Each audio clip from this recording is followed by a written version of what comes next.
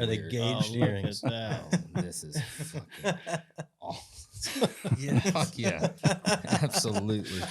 So this is what anybody from Portland thinks that everybody else on the planet thinks that we look like all the time. So Look at that. Keep Portland weird. Some John Lennon glasses. glasses over the glasses. We were just talking. Yeah, lose these. And now he's blind. And got you a little. You don't have to put the mustache wax on, but that's for you later. You can grow that sucker out. He's ready for And an then, episode of Portlandia. Dude, It fits. Does it work? with your look? It Yeah. does. It's not bad. It kind of does. Yeah, it's not bad at all.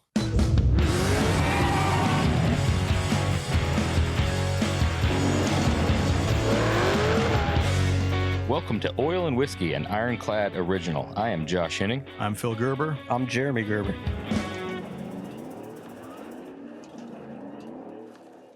Hey everybody, it's Josh and Jeremy. If you're watching this episode, we had some minor camera issues for the first half. Kind of sucks too because it was one we were really looking forward to, and it was in person. However, we did get it on video. The quality's just not that great. However, we took a little short potty break. We got everything fixed, and the second half is way better. So enjoy the episode. Welcome to Oil and Whiskey, an Ironclad original. Today's guests are Jason Smith, right here in person of the Hot Rod Garage, and Eric Black, owner of Eric Black Designs, EBDCO, Trail Cap, and probably 14 other ventures we're going to get into. And judging by how he's dressed, he could also be touring with Hank III. He's got the look. That's not a shot. Solid Hank, intro. Hank the Third, huh? Yeah. This is Hank the Third on the country side, then not the ass jack heavy metal side. In the middle. Okay. Well, So it's right in it's the one of middle. those small town shows. They do a little bit of both. Okay. Yikes. Glad to have you guys. Appreciate you having us. It's just been a long time coming. Yeah, it's exciting to be here. We've got an Okie. Yep. And then Portland-ish, right? Yeah. Close. What did you call me before? I think I- on that podcast with Ann, we're going to talk about that a little bit later. We'll get there. Yeah. We'll get there. Yeah. What did There you was- call? There was I don't know. That's the there problem. was a When title you say, that I was given. when you say things, sometimes they come back It- to haunt you. Yeah. Yeah. It's even worse when you it don't might. remember. It might, the memory it might gets later. foggy, and then people bring things up, and you're like, did I say that? I just remember it may have been perceived as derogatory. feel I don't like it want had- it. I didn't want it to be. It certainly could. Well, he's from Wyoming, so he's got enough cowboy in him. Yeah. We get along pretty I'm- well. I'm Had a to, transplant. had to have for been sure. complimentary.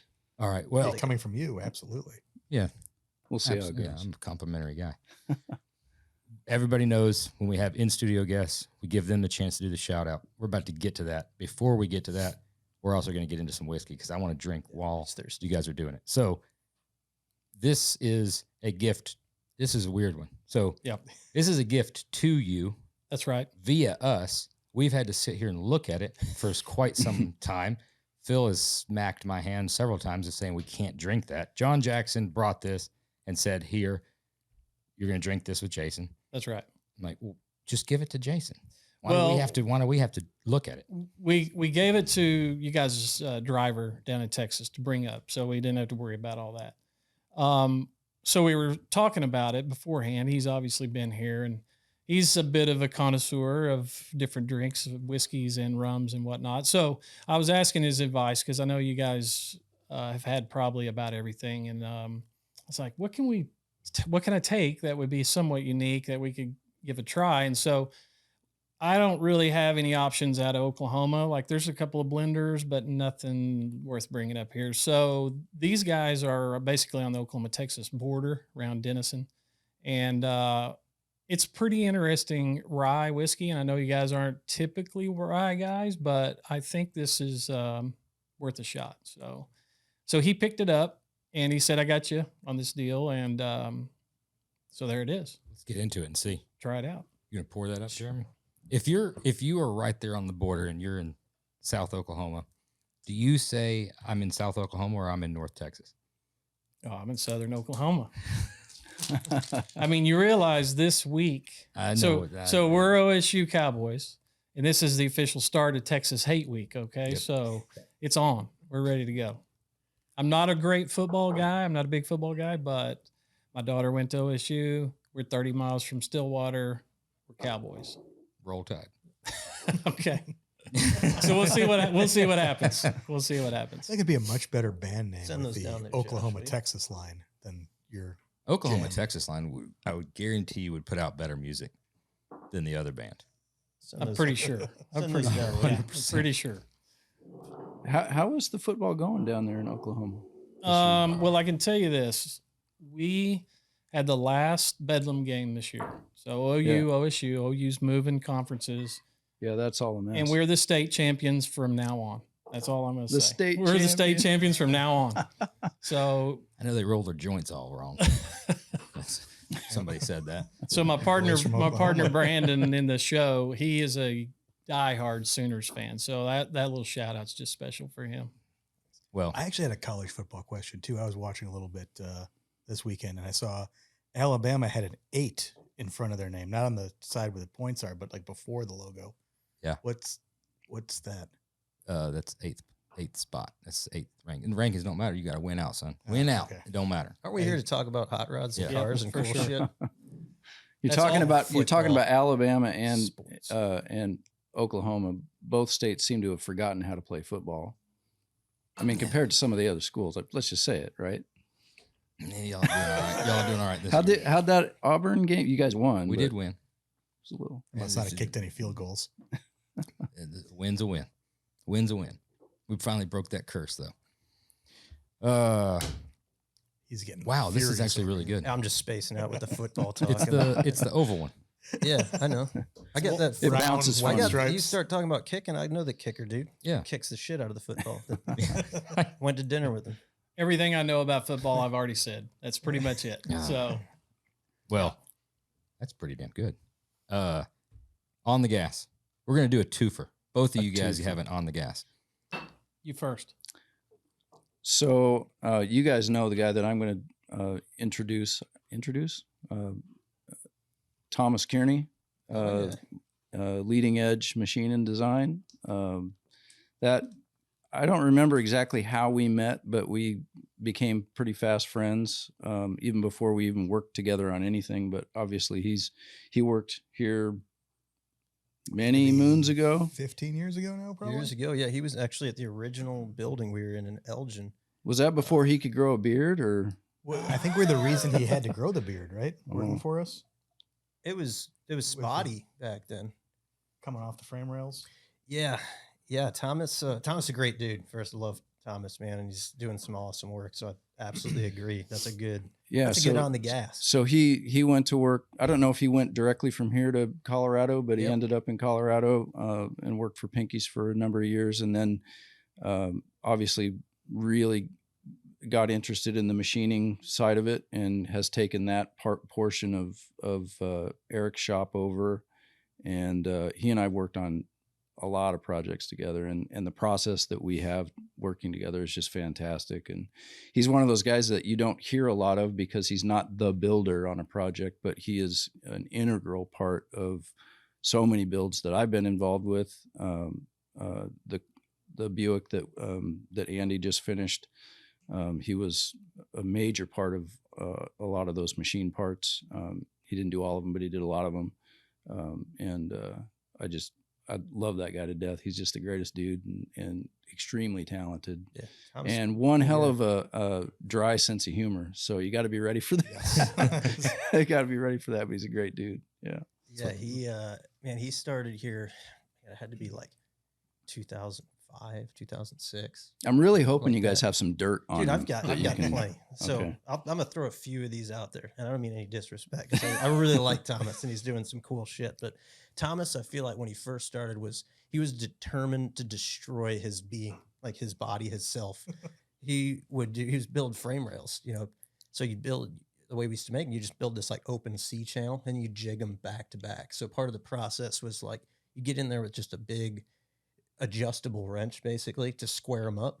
Well, the thing, don't pull it like at yourself. Okay. Because You want to aim away from the face. when it comes, it's a big tool, right? It's heavy, it's metal.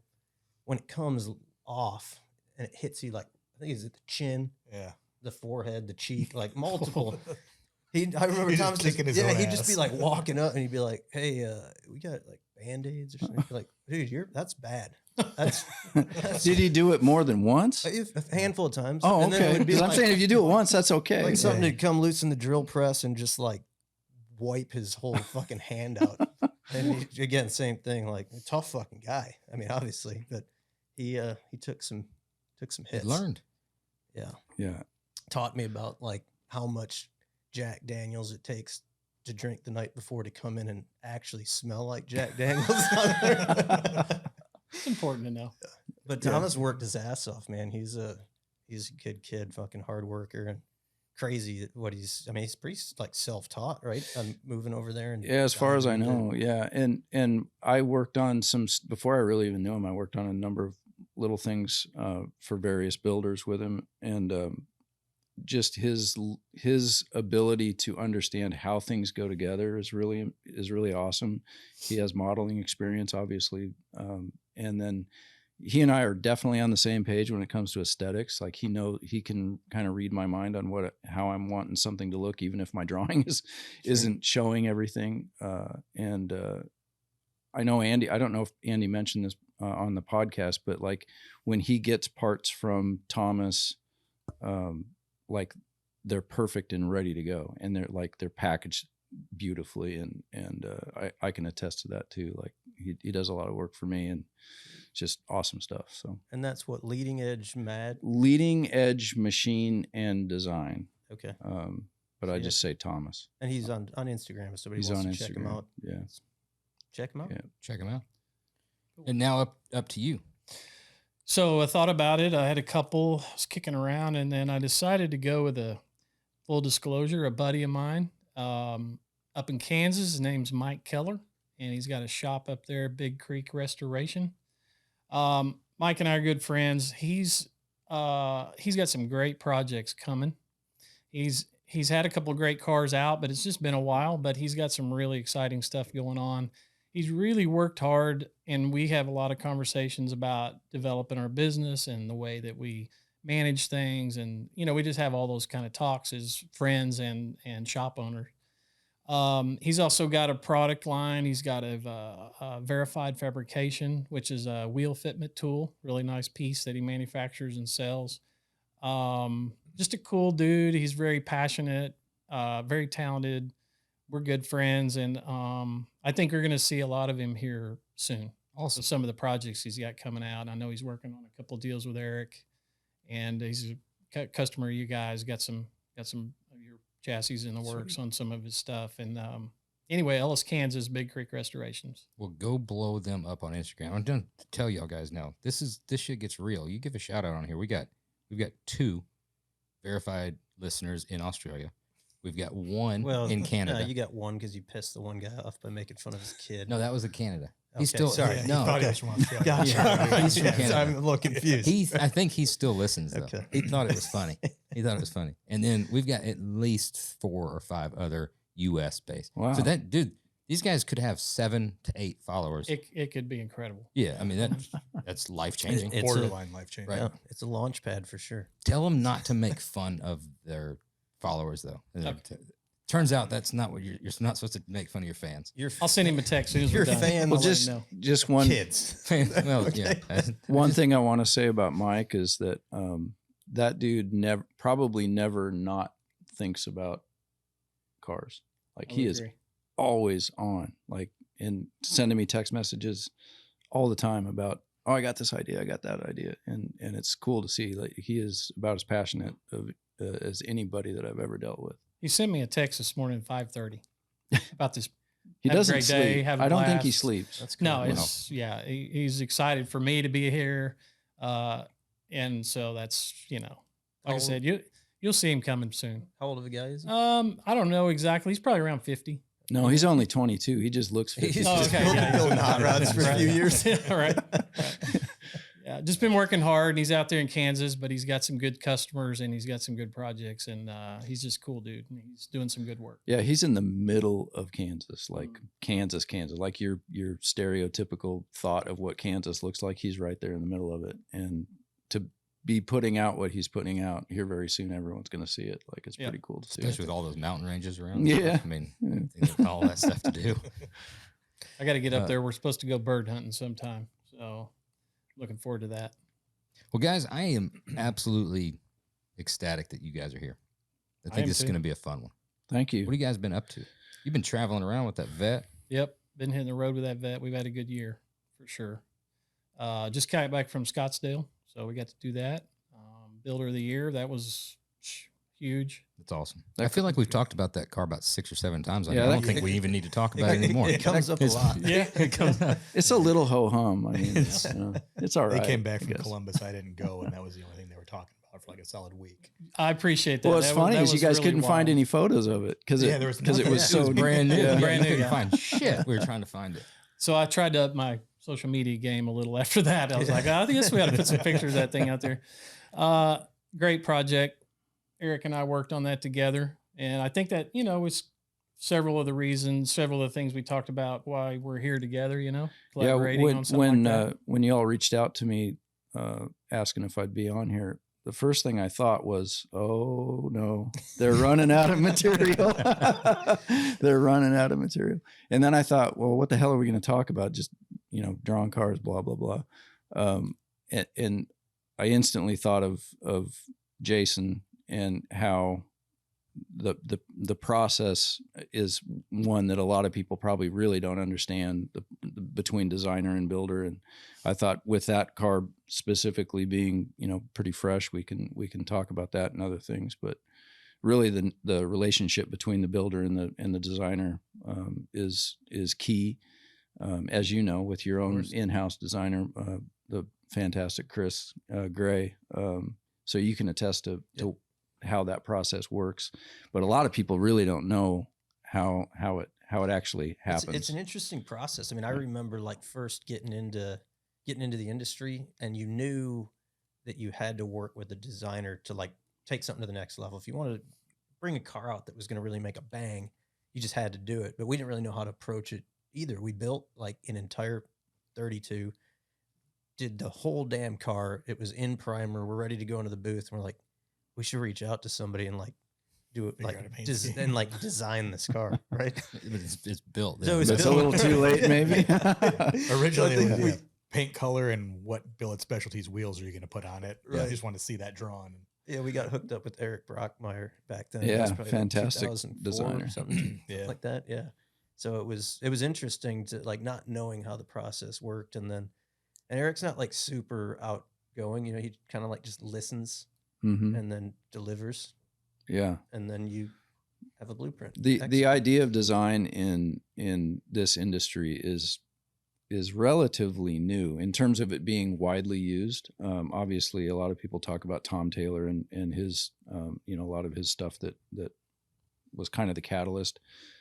Obviously, Foose, and then one of my favorites and one of my idols is Steve Stanford, and those are the guys that I saw as I was growing up, and me being completely stupid, I had no idea that I could eventually be doing that for a living. So, but the idea of using a designer across the industry is pretty new, and I think we're all still learning like how we can be involved, like what's our role, how we are.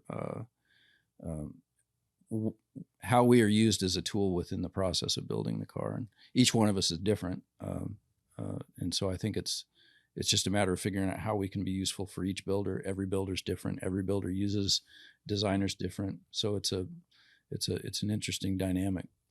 This Corvette is a great example of how this can work, in that this is the customer's first build. So it's his first car. And he just bought a Corvette. He wanted it, modern, pro touring, whatever the term is. And but he didn't have any concept of the style of the car.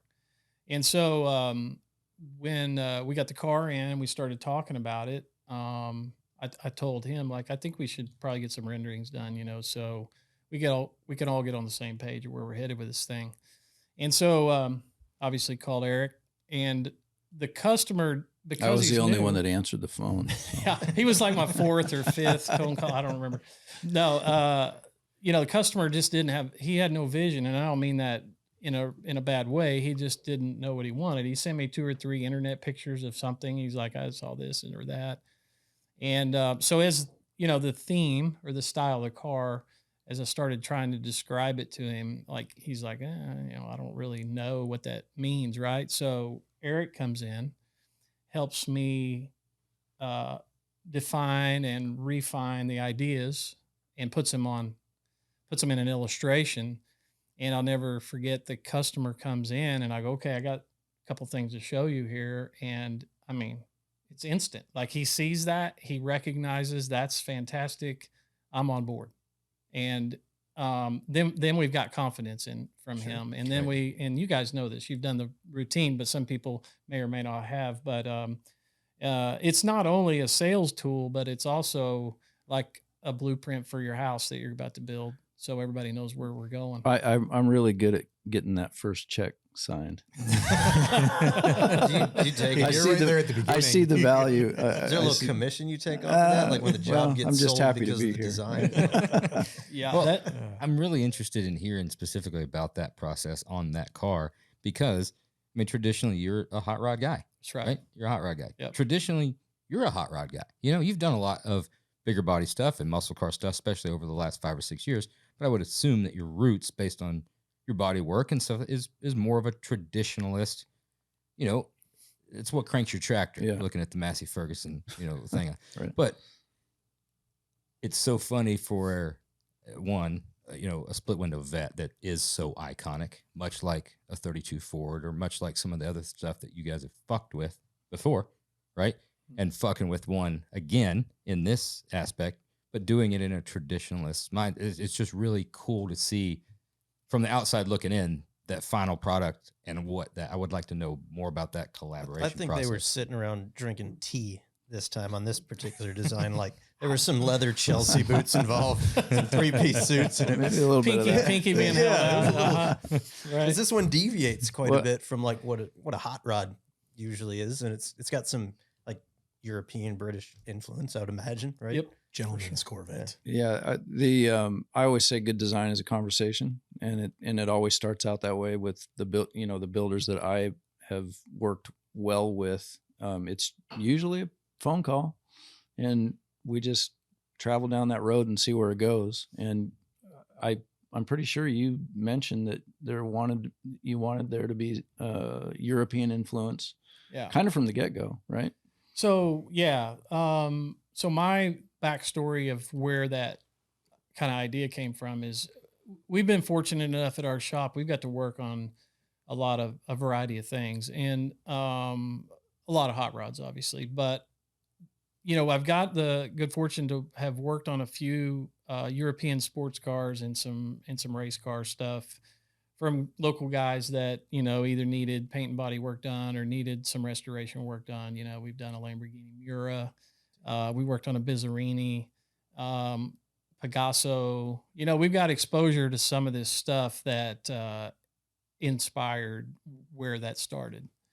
So because I just love that genre of car, and I've dabbled in some road racing and dabbled in some things like that, and just the desire to do a Corvette in a different way, because we never have done one.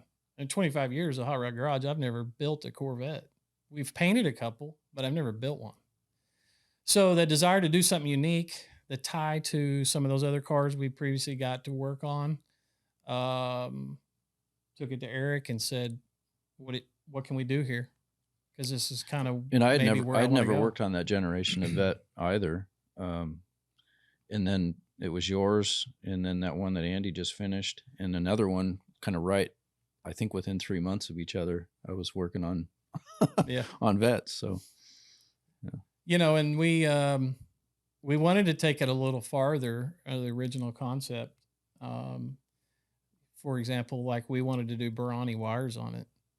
And it was a little far for the customer. Like he's like, I'm not sure about the wire wheel deal, right? So we pulled back and we started looking at some alloy wheels from the era, and that's where they came from. And then the interior, the dash, the only thing I told Eric was, I think it was like 2 things I said. I said, as weird as it seems, I want to take the waterfall out of it because it just always seemed like they're small cars anyway, and it sort of cut the cockpit in half. And I said, I'd like to try to play around with that. And what was cool about that is I could instantly see that when he said it, because you mentioned Mercedes 300 interior. Yeah.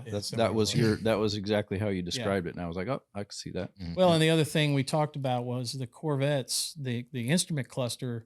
It's full, like it's all the gauges, all the switches, everything is right in the cluster. I'm like, man, we need to spread that out a little bit, you know. So Mercedes and Ferrari and whatnot, the dash influence came from that. So then, just with those cues, basically Eric kind of hammered it out from there for some of the design, and then we built it all in house.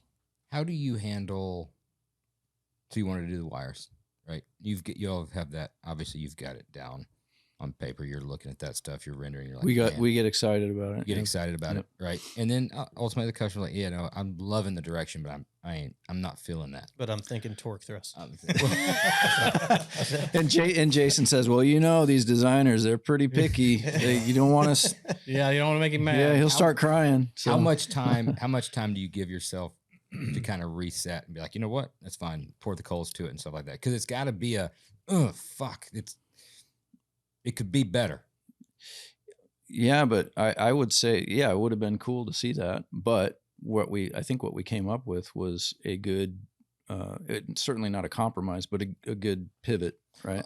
End result obviously speaks for itself. It's but in just you personally in that moment when you're getting that call, you're like we can't do these. He's not going to go for the wires. So it's a letdown, right? Yeah, it's a wind out of the sails. It's like, I cry alone. Okay.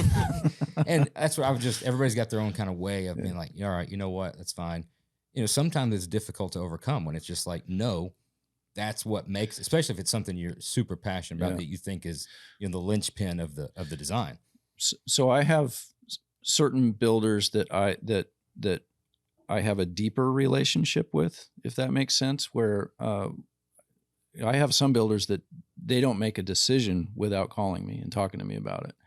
I have other builders that I work with. They get an initial drawing and I don't hear from them until the car's done. And I certainly I prefer to work hand in hand throughout the process.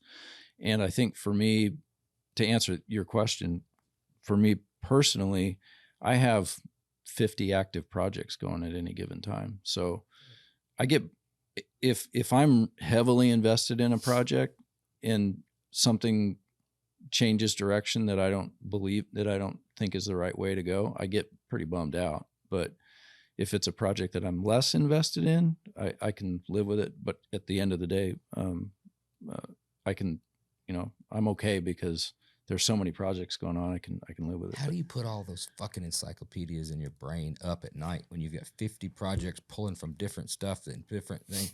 ADHD. ADHD. And for me, I guess the way that I'm wired, that process works really well for me. I come from the architecture world where I would work on a project for 2 years, one project. And I wasn't wired for that.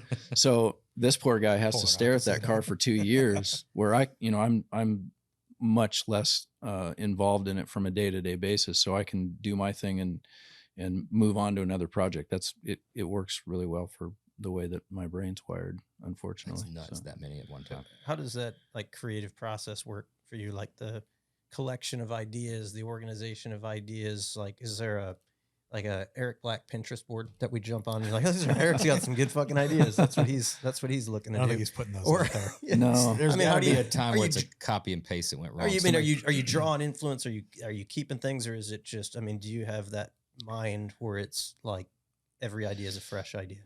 Well, there are always ideas going. Some of them are good. A lot of them are bad. And I try to gain influence from things other than automotive related. So I'll look at any number of things to try and get at least a direction. And I think what helps me, and maybe you guys can relate to this, is you can do a car a certain way. And as long as you know that maybe that's not the only way to do it, pick any of the cars that you have out there that you're working on. You could have easily switched directions and gone a different way. And it's not to say that that car is any better or worse than the first choice that you had. For me to be okay with like, okay, we're going marching down this path. And I guess that helps me mentally wrap my head around being okay, finding influence from whatever. And I think it's a matter of like trying to balance all of those ideas. One of the problems that a lot of end customers have, and you can relate to this, I'm sure, they have like 8 million ideas. The internet's a dangerous place. It is. Well, That don't necessarily all go of them. together. picture a guy who has never had a car built and has wanted to for 20 years, and he's accumulated all of these ideas that he's going to throw into one car. And how many promises he's made his wife along the way that she could pick out this or she could yeah. do this. Or Yeah. she could- Nail polish that would look great for. So part of my job, if that's the case, and that's not the case with every build, but if that is part of the equation, is part of my job is to help sort of filter out what's good of those ideas for this car, what's not so good. You have a couple customers like that. Oh yeah. Yeah, we have to collaborate sometimes to strategize how we're going to reapproach the customer. I mean, you guys are laughing because you know, right? You know, we got to go, okay. Good cop, bad cop. Yeah, exactly. Exactly. And, Eric doesn't want to do it this way, so Yeah, exactly. Picky or he can designer. say the builder probably can't pull that off. So, you know, we're not going to go that way. If all else fails, you fall back on like a technical issue, which you could blame on the chassis builder too. That's right. Well, we do Yeah, often. you can, like, from like the wire wheels, you could have somehow brakes, worked that yeah, it's not back gonna clear. to like the hubs on the chassis, you know, with where that caliper sits because of how it is and Kinda. things like that. And you want to It stop, needs- right? yeah. I mean, we all know you want to stop. So as an absolutist when it comes to design, I used to really have a hard time drawing something that I didn't believe in, but now I can draw something to show you how ugly how bad of an idea that is, Okay. and I can emphasize it too. Like A little highlight. That looks really bad.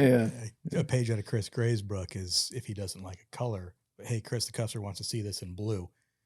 Here's a green version. No, customer really wants to see it in blue. Here's an orange version. Chris, I know you know what blue is, and I've said blue several times. Here's a yellow version. All right, pick one of these three then. Yeah. The hairy arm story comes to mind. So when I was in architecture, I had heard this story about this architecture illustrator. So a guy that would do a specific perspective view of your building to present to the client. And he had this trick. He would always show a woman in the foreground of the image. It just kind of as a perspective deal. Very cool. And he would draw the woman with a hairy, like specific hairy arm. And that was a tool that he used to get the customer to be like, yeah, everything looks fine except what's going on? Like, what's going on there? And he's like, oh yeah, I can remove that. You just take that out. So it's the hairy arm. Misdirection. trick. Just a distraction. Draw the attention. What's been the most contentious point working with any customers, or you working with the shop, you working with the customers? Has it been paint color or wheels? For me, hands down, paint color. Yeah. I can usually do a workaround on the wheels. Paint color, I've had some doozies. I mean, 20 spray outs and I'm ready to pull my hair out. And I'm like, dude, I don't know what you want. A little more blue. That's too blue. Oh, Yeah. way too blue. Yeah. So definitely Less- paint color for less us has blue. been When it comes to specific nailing down a color, I always find it pretty funny because everybody sees color differently. Right. Like you're seeing that blue way different than I'm Yeah. seeing it, and I- under different light, all of that stuff. I had a guy years ago and we were struggling over paint color and 32 Ford, right? But he kept sending me pictures, email or via text, either way. And Proud. there was, yeah, a chopper, a mini truck, They're pro. a Lamborghini. I was like, you didn't send me one picture of a 32 Ford, like to see what it would actually look like on your car. I'm confused. I don't know where to go from here. Because you can't find one because nobody would paint it. That's that right. color. That's right. That's right. So yeah, that was a dandy. We did go around a little bit on color with that Corvette. Mhm. And what was cool was correct me if I'm wrong, but the customer ended up choosing the actual color, and he was completely green to the whole building process. So it's actually cool that He was helpful in that when we were talking about color, he just told us his favorite color was blue. And so it's mine too. So that was a pretty easy fit at that point. And then we started exploring that, soft silvery blue. and then isn't it it's a Ferrari color, right? Yeah. Yeah. It ended up being a fairly modern Ferrari color they've used for several years. And then the dark blue leather. He came in when we were going to have the discussion of colors, and the guy's got a blue shirt, a blue vest, blue jeans. I'm like, okay, this is going to be easy. I think we're good here, So I had this really nice, sample of blue leather. So that was not a hard sell on that deal. And he says, I want it to be mauve. They don't make that. Like grandma's couch. Yeah. How important from a design aspect is kind of tying the whole car together, encompassing design throughout? So we're all kind of Incredibly important and hard to manage obviously sometimes. Typically it's the end client that you're wrestling that notion with. Sometimes the builder, not you. I think balance is incredibly important. The aesthetic of the entire car, depending on what car you're dealing with, obviously, but how many formal changes are you making to the car? I'm obviously a big fan of restraint when it comes to that. I think that you can pretty easily squeeze the life out of a car if you're not careful. But every bit of it matters. And it's crazy how, like, some of the first questions I ask when I'm talking to a builder is like, what are we doing tire? What's that constraint that we're dealing with? The tires you're not making tires unless I've had one customer who actually, I asked that very question, like, okay, we're going to be dealing with tires. He's like, well, can we make our own tires? That's the only one time on that one project that you guys know about. Somebody dropped it on us recently that they Boyd. Yeah. Boyd had his own tires made by BFG. I heard that. That was yeah. a flex. That's He's like, oh, you just make them flex. His tires are always, that's the limiting factor. Yeah. So that one special project that we're working on that you guys know about, that Travis said, can we make our own tires? Like, fuck yeah, I guess you can. can. Somebody can. Depend. I mean, It might be solid. How big's your wallet? All right. I met Travis. I don't know what Travis does for a living, but maybe. We like maybe. we like Travis. Travis, he's got a good brain for sure when it comes to that. But yeah, balance. That's part of my job. If I'm doing my job right, is I'm asking what does the car want, and we've had discussions about this. Sure. Like, my job is to do what's right for the car, and sometimes that's the hardest thing to do. Well, and you establish a theme for a car, particularly a car like this that has a kind of an era that we were following. Then you got guardrails. Yeah, exactly. And you don't want any one piece of that car to stand out as like, why do they do that? That's kind of weird. Yeah, it's not a railroad track. It's guardrails. You can still bounce Sure. up against them. And you But can weave and stuff like that. Yeah, but by and large, you go through the car and you look at the wheels, you look at the stance, you look at the motor, engine compartment, you look at the interior, and it all has to flow. It all has to be consistent with the original, blueprint or the original drawing. And, we can't put some Summit shifter in that Corvette. That would be cool. You got to do something that looks appropriate with the ratchet shifter. Yeah, no, yeah. T-handle. Yeah. Maybe not. So It'd work in a street freak. I mean, But typically that initial conversation that I have with most of the builders that I work with, I would say 90% is sort of, at least from a idea standpoint, is figured out in that first conversation. Like, Yeah. I visualized, maybe with the exception of the headliner in the Corvette, 90% of that car in that first conversation. Well, Chuck Rowland is the guy that did that interior. He's local there, Tulsa guy, Broken Arrow, but we've worked together for so many years, and so he could take Eric didn't do a complete interior concept on that car. He wouldn't let me. Slacker. Because he knew he was going to put that LED headliner in, and I was going to say, what? Yeah. How So did you space the LEDs around the ostrich texture? Though? just, it provides that ambiance and that reflection, So Chuck's just great that way, that he took what we had, started, including the overall theme of the car and the dash design. And I can always trust him. Like he's just thinking Italian and European with every move he made in the interior. The headliner, that was just kind of a fun thing that like just sent the thing over the top, right? Lights the inside of the car up, and it doesn't distract or detract from the theme of the car. It's just like a cool idea that really worked out. Yeah, if you would have explained it to me though, I would have. Yeah, to say it out loud. But seeing it in person, I get it. Yeah, to say it out loud, it sounds kind of weird. Yeah. So I think you use me kind of in between, right? Mm-hmm. And we've had conversations about that. You're like, I'm probably gonna change directions on this. Are you okay with that? I'm like, yeah, get it. Is it funny? Not to derail too much, but it's funny. We're talking about European, and English and Ferrari and some Italian and all these inspirations, and as car builders, and we've worked together in the past, and you've seen the stuff that's built in it for the last probably 15 years. It's been like, we're going to pull a little bit from this Ferrari. We're going to pull a little bit of this from this Mercedes and all of this, we're all drawing inspiration, which car OEs have done the same thing for the last, since they've been building cars, stealing a little bit from this, stealing a bit. But isn't it funny now with the 4-wheel drives that are coming and the styles of cars that are changing? Now it's kind of like, hey, I'm thinking like a little bit of like Conway Twitty and a little bit of like Kid Rock and like some America. Yeah. Can we like pull some of that inspiration? Maybe like thinking about like Marlboro Reds, Yeah. It's funny how it's coming back around to where it's kind of like you're not having to get. It's like you said, influence like comes. It could be a record player. It could be a Conway Twitty album. It could be anything. Yeah. You never know what's going to hit you that jumps out to be like, oh, that'd be cool. What's cool about where we are in the car world is that we have the ability to basically jump in a time machine, like with any of the stuff that we're talking about, and it's not specific to an era. So imagine if we're building cars in the 50s, there were a certain set of rules, and you could be creative within that, but there was a certain set of rules that you were building a car within.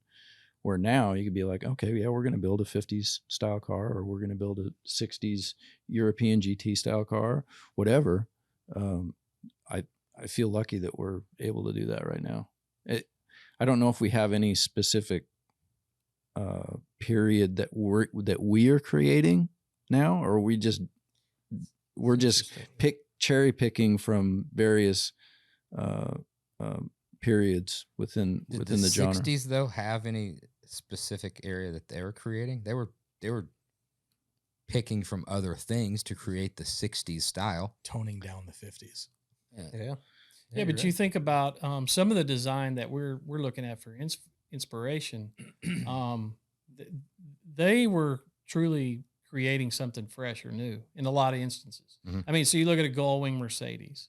Like, what did they use for inspiration? I mean, that car was groundbreaking in its day, pretty original, pretty unique. Have you seen the new Camry?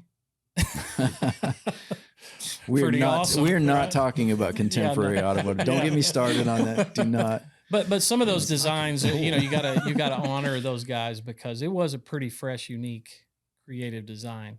And I think Rogan hit the nail on the head when we were talking with him about the same Drugs. thing. Yeah, Drugs. LSD. had to come into play. I tried to lean into that with the AMC. With drugs? No, well, as we were talking, like I feel like their entire product line was like an acid trip.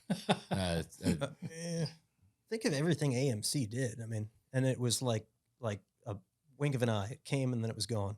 It was a fucking acid trip. Because nobody bought them. Well, Man, it was kind of like some rednecks doing acid. Yeah. It wasn't. Yeah. I was It thinking like was- PBR. Yeah. But that's an interesting comment you made about like what's this era like remembered for, because I find myself like, as we're doing more and more cars, I gotten kind of like burnt on like pro touring cars, like just adding carbon fiber and scoops and stuff. It's just like I kind of lost interest in it. So we started looking at stuff and taking some of these survivor cars, and you're like creating something like from a bygone era of like what maybe could have been. Yeah. But what is like in 30 or 40 years from now, is somebody going to mimic or emulate like the 2020 style? Like what would the 2020 style? The Cybertruck. Oh God, Oh, we're just throwing out ideas. that's a I thought it was that's like a banger of an brainstorming. idea. Yeah. Goofy ass turbine looking wheels on electric cars. Do you guys remember when I think you could get Oldsmobile valve covers, a kit that would put them Yes. on a small block Chevy? And do you remember how there was a lot of pushback against that? Like Yes. the idea of like, oh, you're The rocket fowing 88 up conversion or this whatever. Okay, the small those block ones. Chevy.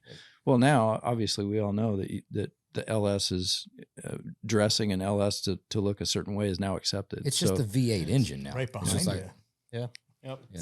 There it is. it's just it's just this donor. It's like you start with a V8 engine and make it look like whatever the fuck you want to make it look like. Yeah.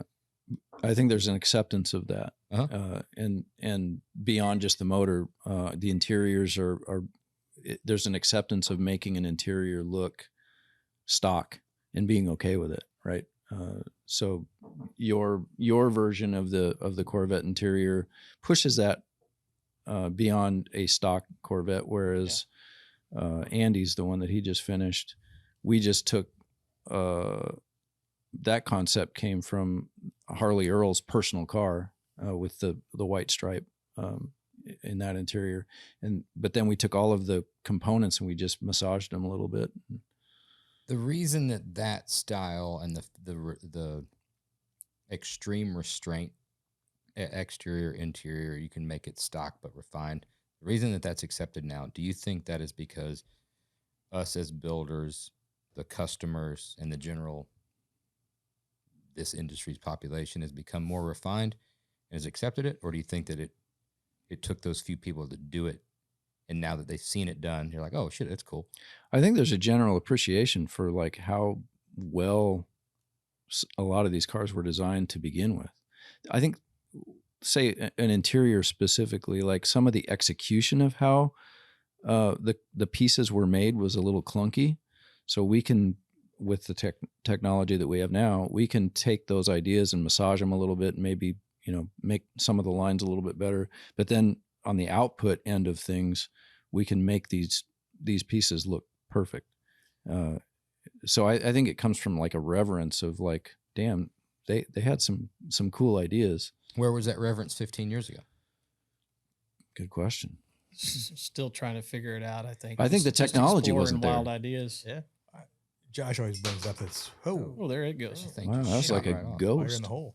That's like a pendulum swings too far in one direction, has to correct and go back the other direction. That late 2015 to 2020 got to the point where you can make anything out of billet and carbon fiber and doing all this crazy wild one-off stuff to where that's almost not cool anymore. And now you want to show the restraint and go back the other direction.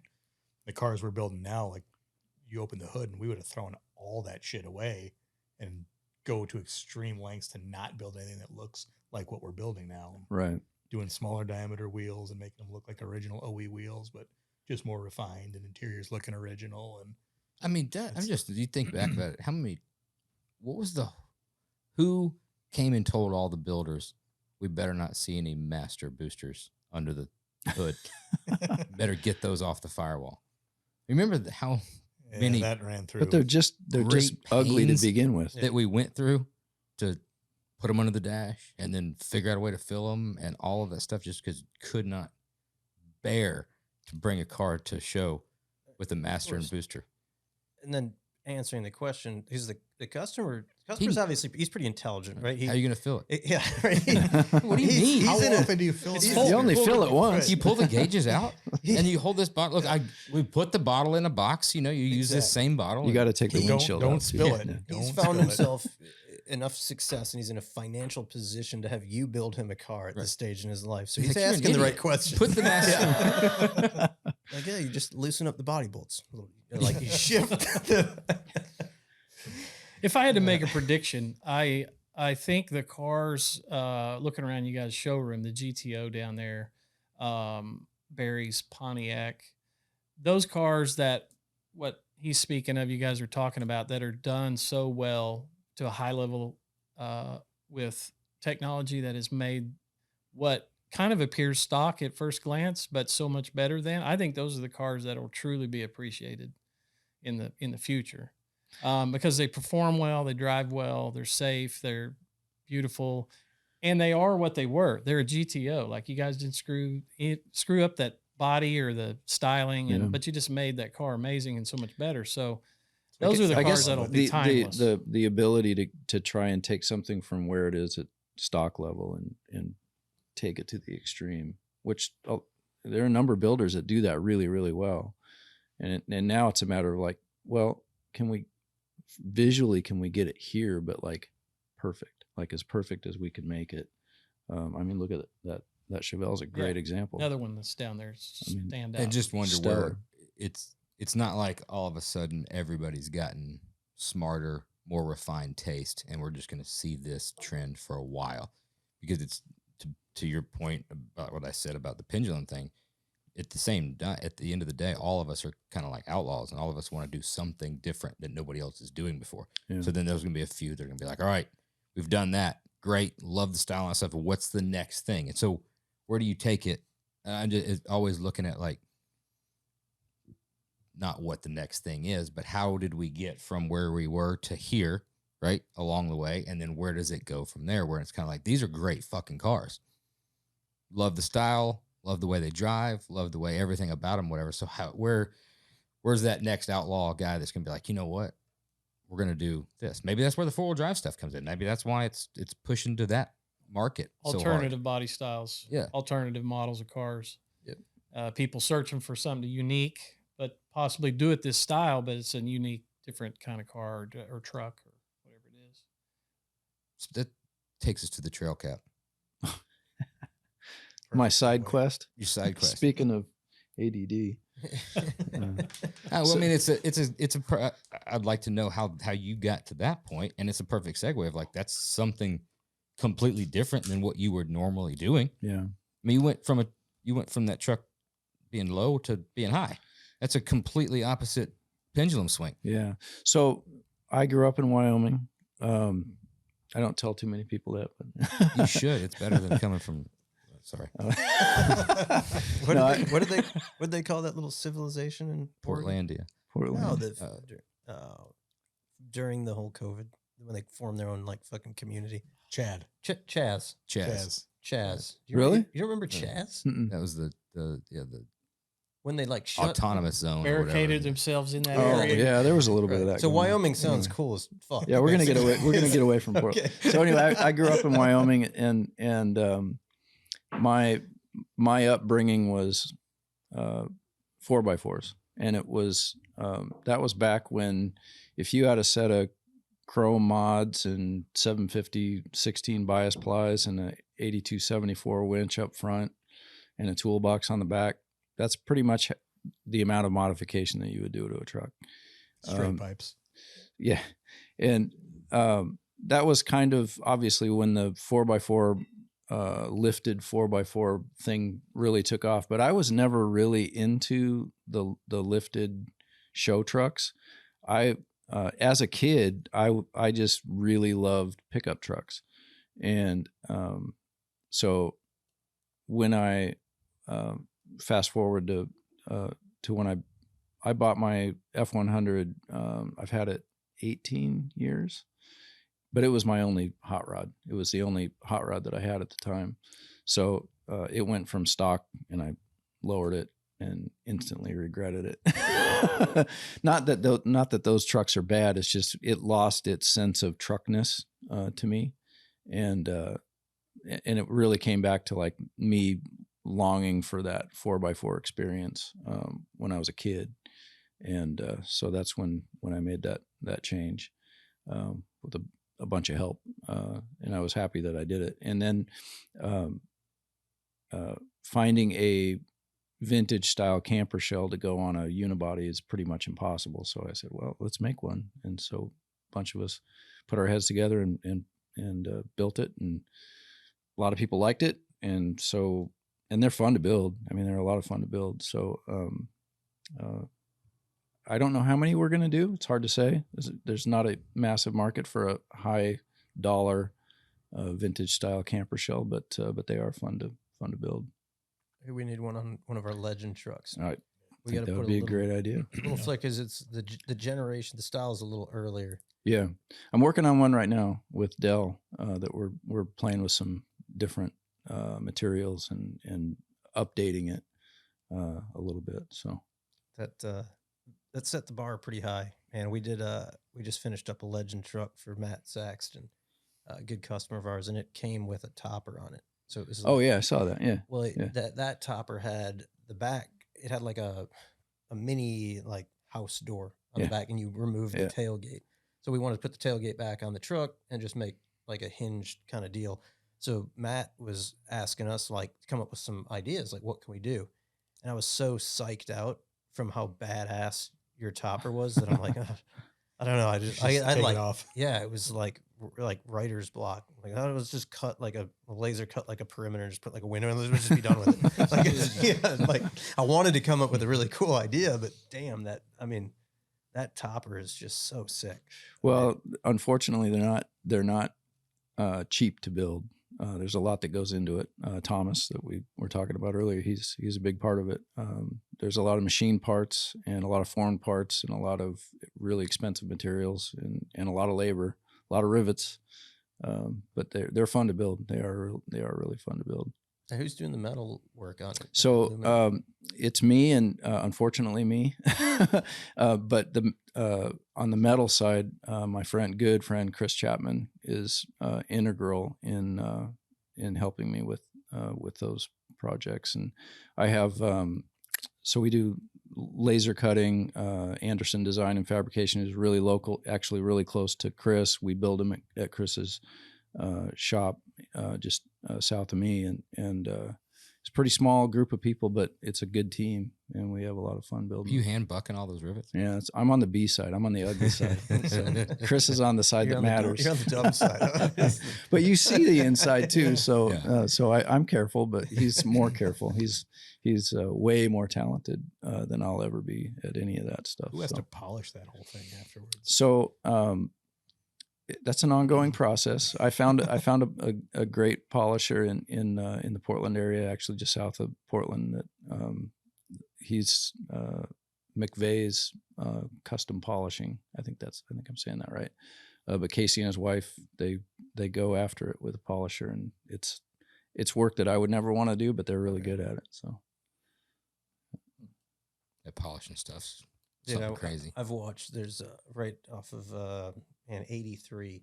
You're seeing Buffalo Grove. There's little ranch house, and somebody been restoring one of those. What's the damn trailers that are Airstream. Airstream. They've been restoring an Airstream, and it's all like faded ass aluminum because it's been outside. And I'm like, at some point they're gonna have to polish that thing. That's gonna And suck.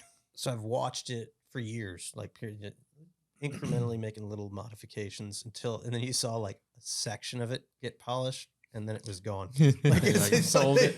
I'm not doing yeah, this. They broke out the never. Yeah, because it was probably like a this, 22 and- footer or something. You're like, oh, You ever come man. across those videos of those guys polishing like on the semis and the gas tanks and the Oh, yeah. big stuff, and then the big wheel on the sides? That's and then what you just need. Go in at it.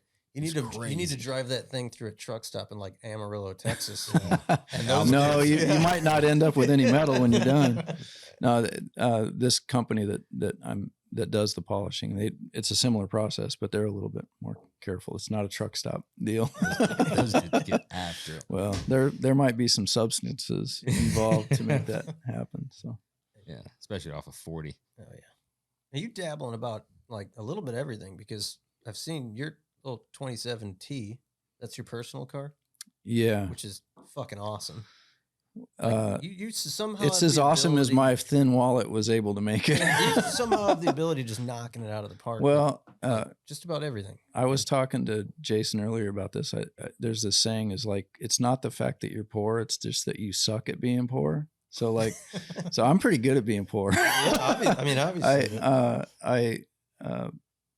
I have as much fun as my wallet will allow me to do with the car stuff. And that T was probably not the smartest build at all because I don't even like roadsters. And why the hell did I build that? But it was a fun project. That was a project that my friend Dave and I started, and it was supposed to be like a 3-month slap together, take it to Race a Gentleman build. And then I guess 7 years later, Oh. realized that I'm not really wired to do that. So yeah, we went way further with that car than I probably should have. But what's crazy is that we kind of winged it with the chassis. Like it's all old stuff, lever action shocks and everything on that's old, at least old technology.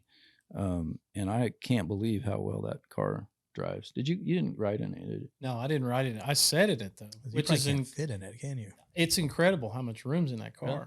Yeah, I mean they've got pans down, seat back. I couldn't really drive it comfortably, but Your legs he are too looks long. great in there. I mean, like his shoulders like barely above. Well, that was the quarter first thing panel we and- said. We're going to sit in this car. We're not Yeah. going to sit on it. And I don't know how we got the chassis right, and it's probably just dumb luck, but it works out great. that car. Just need to get rid of that flathead now. Yeah, we're working on that.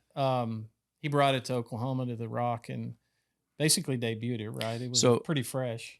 Chris Chapman again with the trail cap stuff. He helped me put that car together, do the final assembly on that car, and he made that car just that much better. Like he was really. There were many instances where I'm like, it's good enough. And I'm like, no, because I'm thinking this is the end of the process where it gets really expensive and the money just starts flowing. But he helped make that car just really sing at the end. But we put a mile on that car. And then we put it on trailer and took it to Oklahoma. Wow. And the first 120 miles Yeah, reliability run. Had one little throttle, not much. open throttle issue, but other than It's a that, flathead though, so even if it hangs, it's not- Yeah, just turn it on. Right. 28 mile an Yeah. hour top speed. well, he was driving in front of me, so I just buck up against the back. Yeah, of your just 39, run into no me. I'll problem. stop you. The car looks really. I don't know the right word to describe it. It looks athletic. It's very nimble and almost if a T Roadster could look sports carish. It's got Well, it that. didn't have a windshield at that point. Right, so. he kind of had it in race mode, tonneau cover, no windshield, no headlights.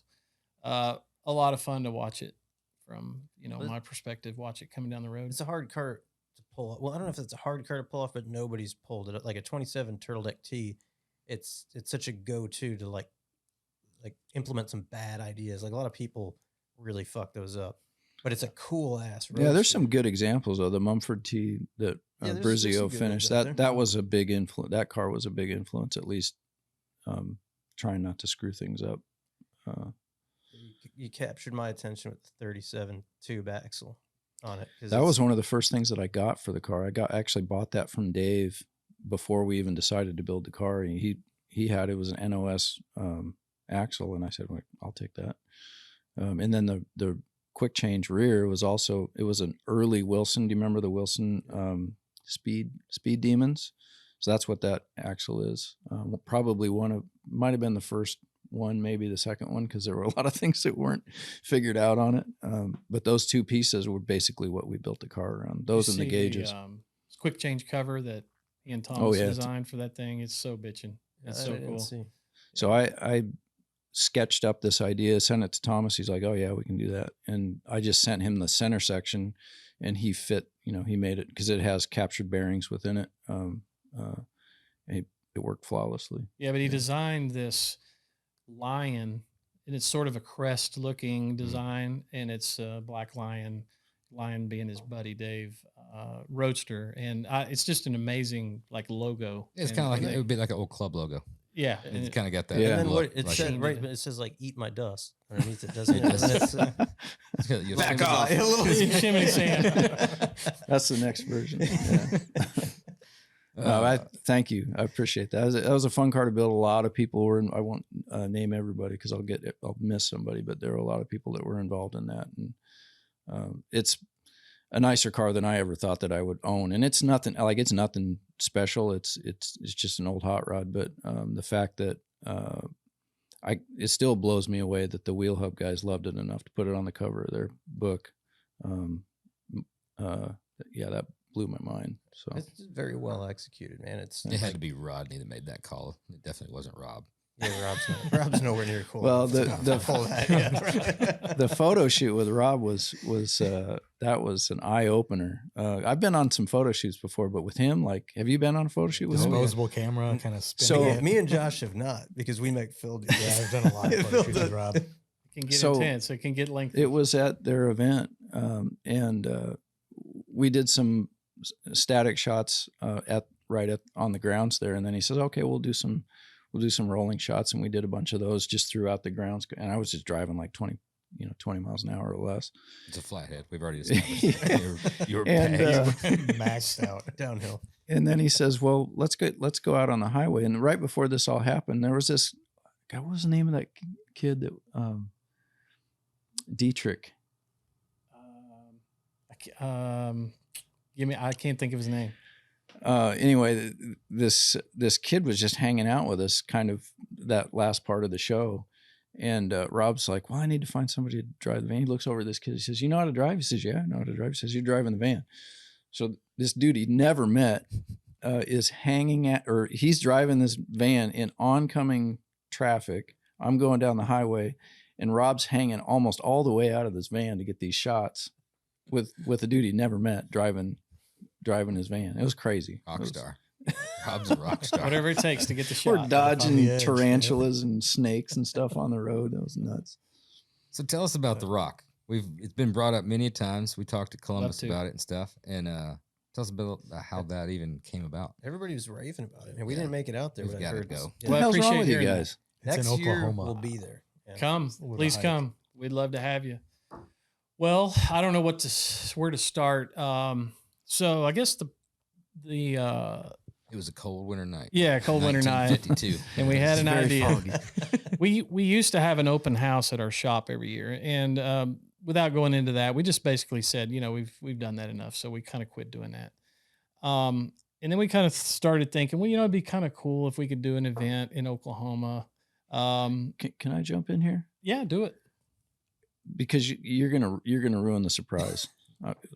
Well, have at it. So when I heard about the show, was that 2019? 2019, Pomona? we were planning it. Yeah, We were planning it. out having a good steak dinner, and it was you and Brandon.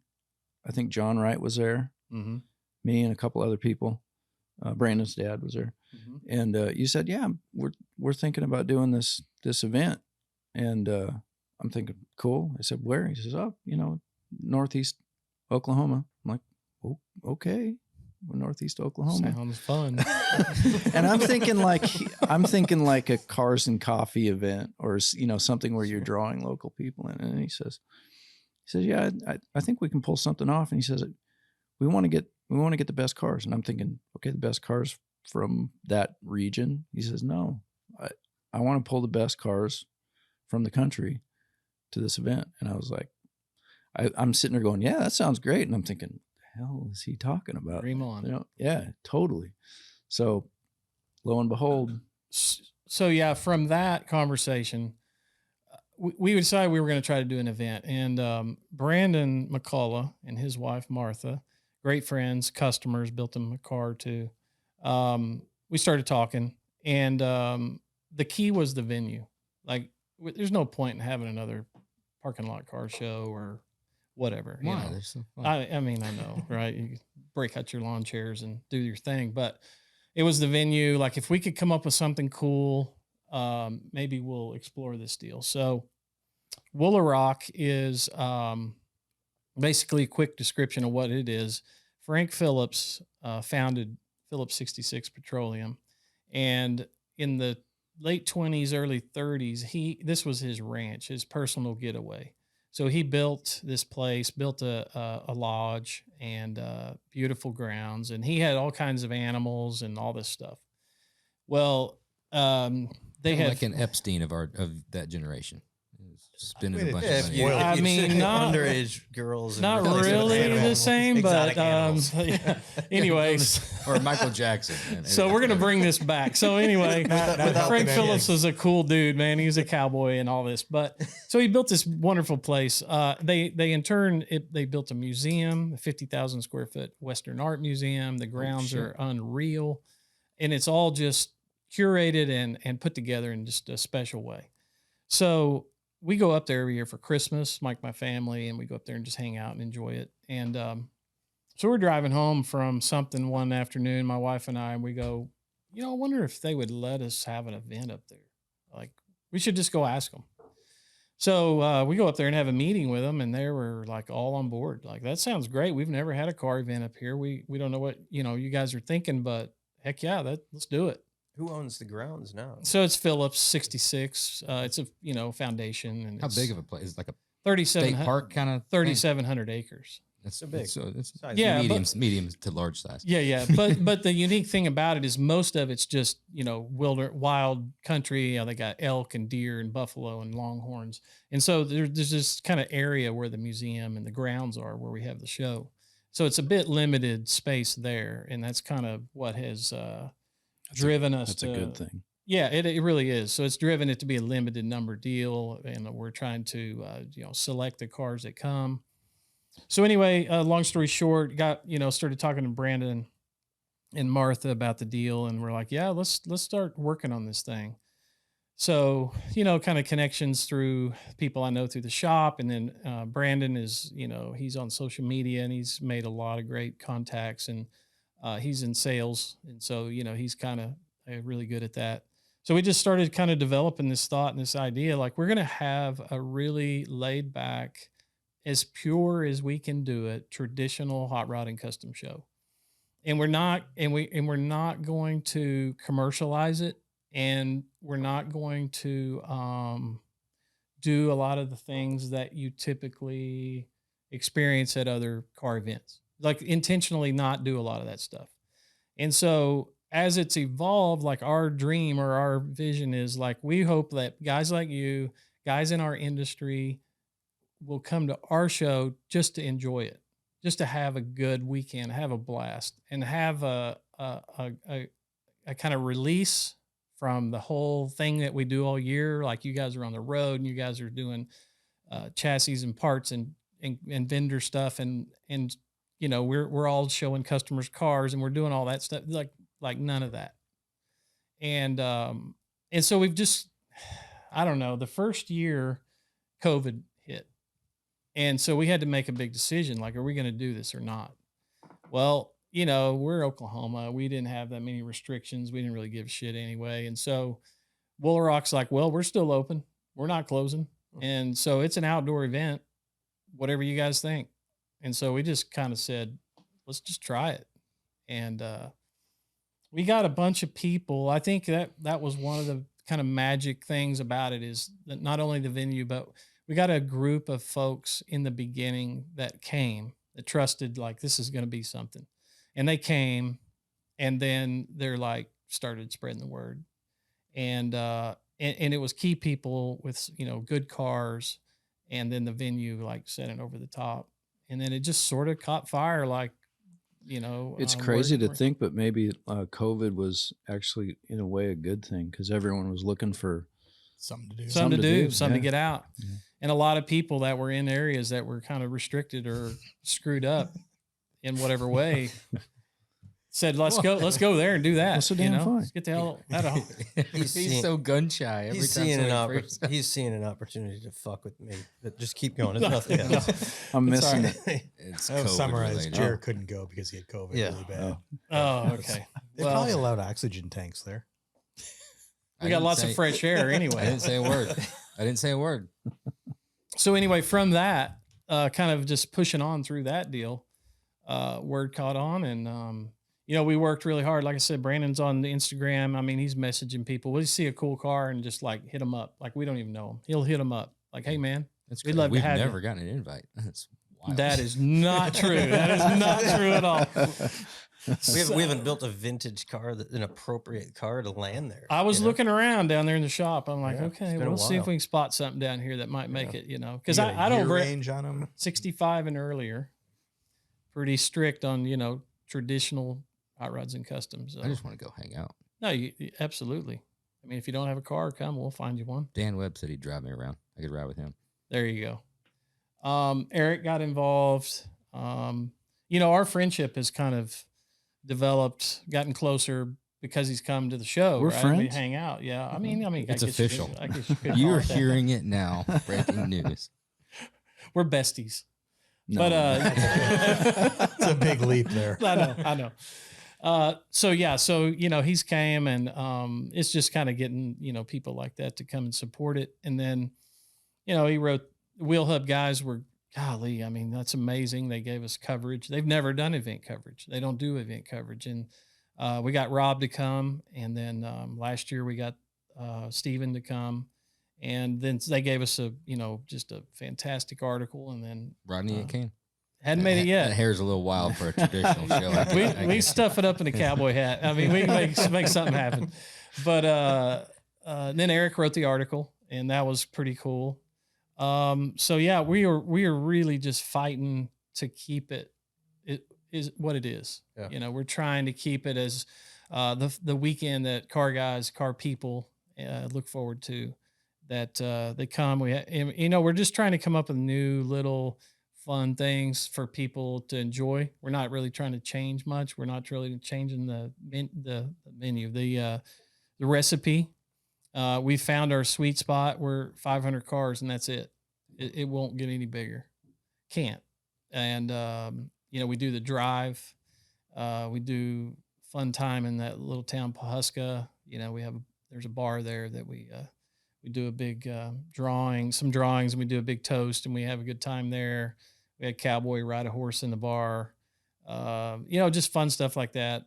We got live music, we got bands, Friday night, Saturday night. Just keeping it like that, just a party, just a good time.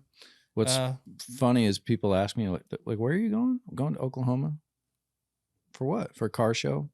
Oh, how many days is that? Oh, it's one day event. How far is that? 2,500 miles. You drive 2,500 miles for a one-day car show? Hell yeah, I am every year. Yeah, I guess, technically Friday's pretty full of activity, with the drive and stuff that we do. So, it's really Thursday night is sort of the kickoff. So it really is a 3-day event. The reliability run is fantastic. I mean, it's just, we've got a unique part of the state up there, Osage County. It's beautiful. It's kind of the transition from the prairie to, it's like rolling hills and it's beautiful country. It's like a lot of big open ranches and ranch land. The roads are good. So we were able to find some pretty cool scenic roadways, to go on our drive. And then we pick up 2 or 3 small towns, and we always have a stop. People can just, enjoy the small towns. And, so it's just really cool. It's just really like sort of simple, enjoyable way for hot rod people to have a good time. It's cool. What I think is cool is I probably never would have gone to Woolaroc, and the museum there and the grounds, it is so incredible. And I would say there are probably a lot of people that don't go to car shows. A lot of guys that don't go to car shows because their family isn't into cars, or their significant other might not be into cars, but that venue is such that you can go and you could even go and not actually partake in the car show itself, Right. and have a full day in that museum. Woolaroc's amazing on its own. Yeah. And then to our wives' credit, Martha and my wife Shelly, they were very adamant that we got to have some stuff for the ladies to do. Like if you want these people to come, like the ladies got to be able to do some things. So Woolaroc's, great place. Pawhuska, if you guys know or don't know, but Pioneer Woman, it's Ree Drummond. She's got like cooking shows and a line of products in Walmart and all this stuff. Well, I that's know exactly who she is. okay. So Pawhuska is her. Josh's a huge fan. Yeah, you got some I of do. her. You got some of her stuff. I've watched her videos and stuff. Okay. She's on during the gym all the time. Are you serious? She's She's got a huge, big man. farm and stuff Yeah. like that. And she always goes out and feeds her course. husband and stuff like that when they're working on the cattle huge farm. ranch. Yeah, Drummonds are big ranchers up there. Before or after Great British Bake Off? Great British Bake Offs at night. Okay. I'll fully admit I love that show. I've seen every single episode of every single season. Have no problem admitting that. It's a great show. Oh, diffused that, didn't I? I don't know that you did. So Reese, ran out of comebacks. Anyways, Drummond's home place is right there in Pasca. So she's got her mercantile, Yeah. tons of stuff for the ladies to do there, enjoy all that. A lot of little shops and things going on in Pawhuska. So that's cool. And you know, it's just come kind of a family reunion sort of feel to it, you know, with the hot rod people. Right. And so it's wild, man. I mean, it's just caught on, and like everywhere we go, it's people want to talk Well, about we're it. going to do it. I hear nothing but great things. We keep hearing about it, so we got to do it. And you don't need a car. You don't. Well, I mean, really, build a car. one idea would be if you can bring whatever car you want to The reliability. run. reliability you can run. drive I mean, anything. I'm sure they let leave a that Miata open in to there. everybody. well, then here'd be a question for you. And I'm just saying. It's a pretty reliable car. Super reliable. You can drift the shit out of it. Zoom, zoom. We all might the way we might around. get together and get some renderings going. I got some ideas. Here's a question for both of you. Then let's do like a hypothetical situation, right? If there was a guy, let's say there's a guy. He's a big Eric Black fan, right? He loves the stuff that Eric Black, the hot rods. Well, that is a hypothetical. Okay. And his Sure. birthday's coming up. And he's got a Model A coupe. He's got the ability, like fabrication skills, chassis shop at his disposal, 37 tube axle, right? He's super into like 60s slingshot drags. You wanted to like kind of put that influence into it. Is he wearing a blue plaid shirt? How would yeah, maybe wearing a blue plaid shirt. How would that said guy like go about maybe getting like some design work and then getting the invite to said car show? Like how would that whole process work? You know, like Interesting. That's Well, a very specific hypothetical.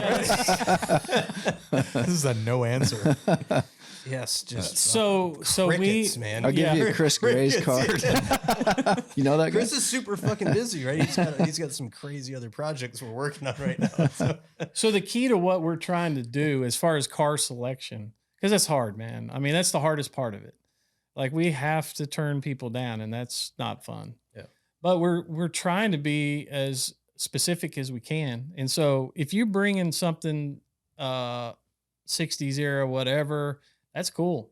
And it doesn't have to be like a Riddler level or, just use that as a term, but like a super high end finished car. It's not that. It's the feel, the vibe. The Yeah, look. because it's you not let a my car theme. in there.